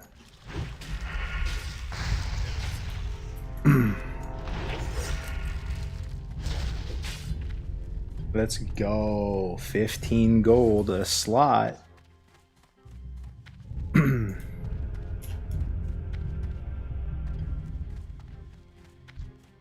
Yeah, honestly, ZG, one ZG, one AQ20. That's all I need, and the character's done. I don't think I need to do MC at all. That's the sweet spot of like time investment in this game right now, in terms of getting ready for TBC. I don't need anything else, my boys. Just a little AQ20, a little ZG, a little ZG.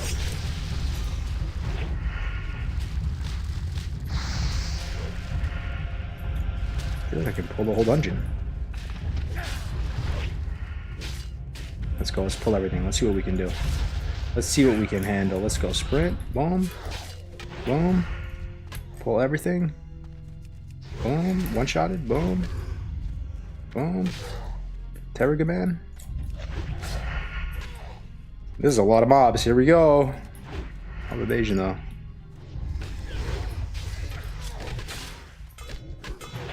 Dude, am I doing the rogue one pull? Oh shit, they like stun or whatever though. This is gonna be one hell of a Blade Fury. Holy shit, that shit, bro. Demon bag.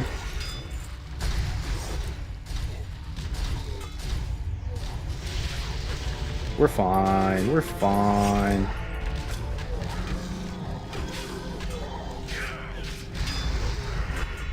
With world buffs, you might one-shot this. I mean, bro, it's been less than 5 minutes. Like,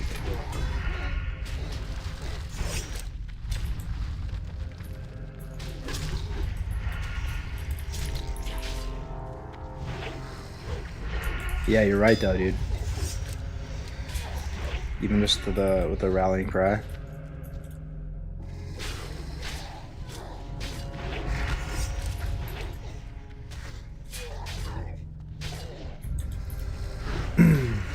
Yeah, the HRD items are bought from their website from players using real money, then they will use a lot of the tunes to rate the SR items. I see, I see.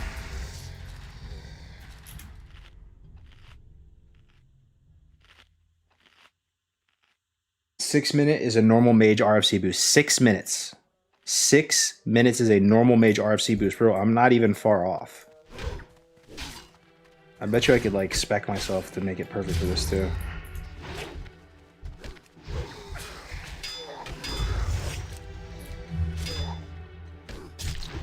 This is it. Like, it's this and then the little ramp.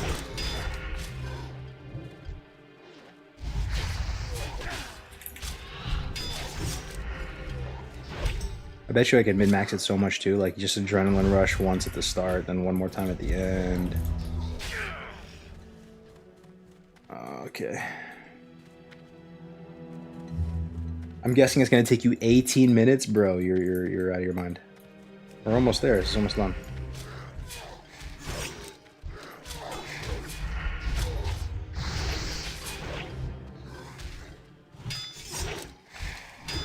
We're doing R&D. This is going to be our new boosting service.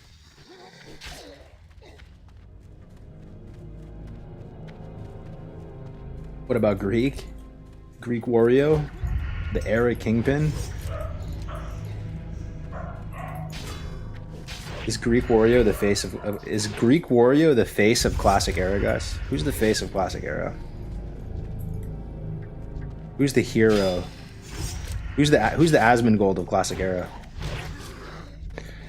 I don't know, dude. Is it Dwarf Lord? I actually like Dwarf Lord.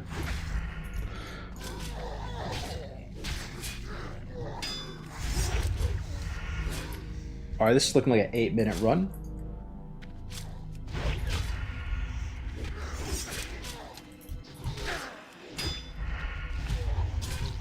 Thoughts, guys? Thoughts? Thoughts? Would you pay? Would you pay? Is that worth it? Sub 8-minute run. Yes, it's by a yellow class. But don't discriminate, you know? Don't discriminate. I did miss one pack though, so it's even say it's like 9 minutes, whatever. There you go. 50 cents a run. 50 copper run. Zaryu pays, Zaryu. Bet you can shave a minute off that. Oh yeah, 100%. What professions do you have? I have enchanting, and engineering. I think that's the play, right? Like NG. Apparently, you can still use the hypervision goggles in PvP. The on-use ones that have no stats. So I need engineering 100%. And then the other one is probably JC is the best, but JC is expensive, dog. Like it's expensive. And enchanting, you just enchant your rings and it's fine. You know, so I think this is fine.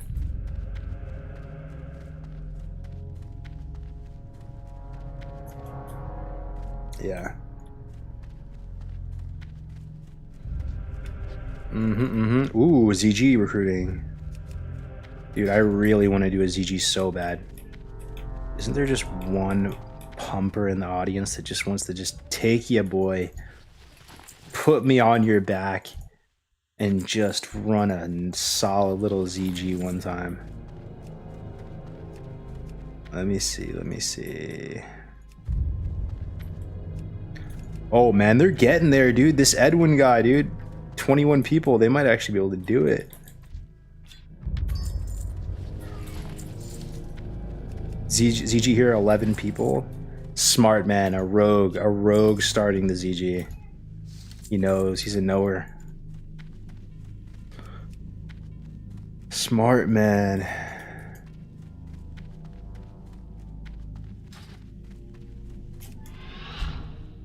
Start a group. Recruit for a ZG.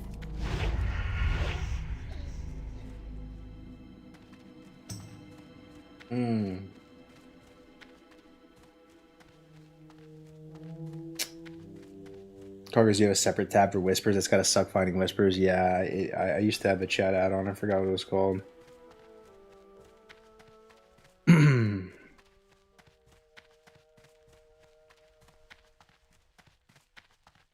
Yeah.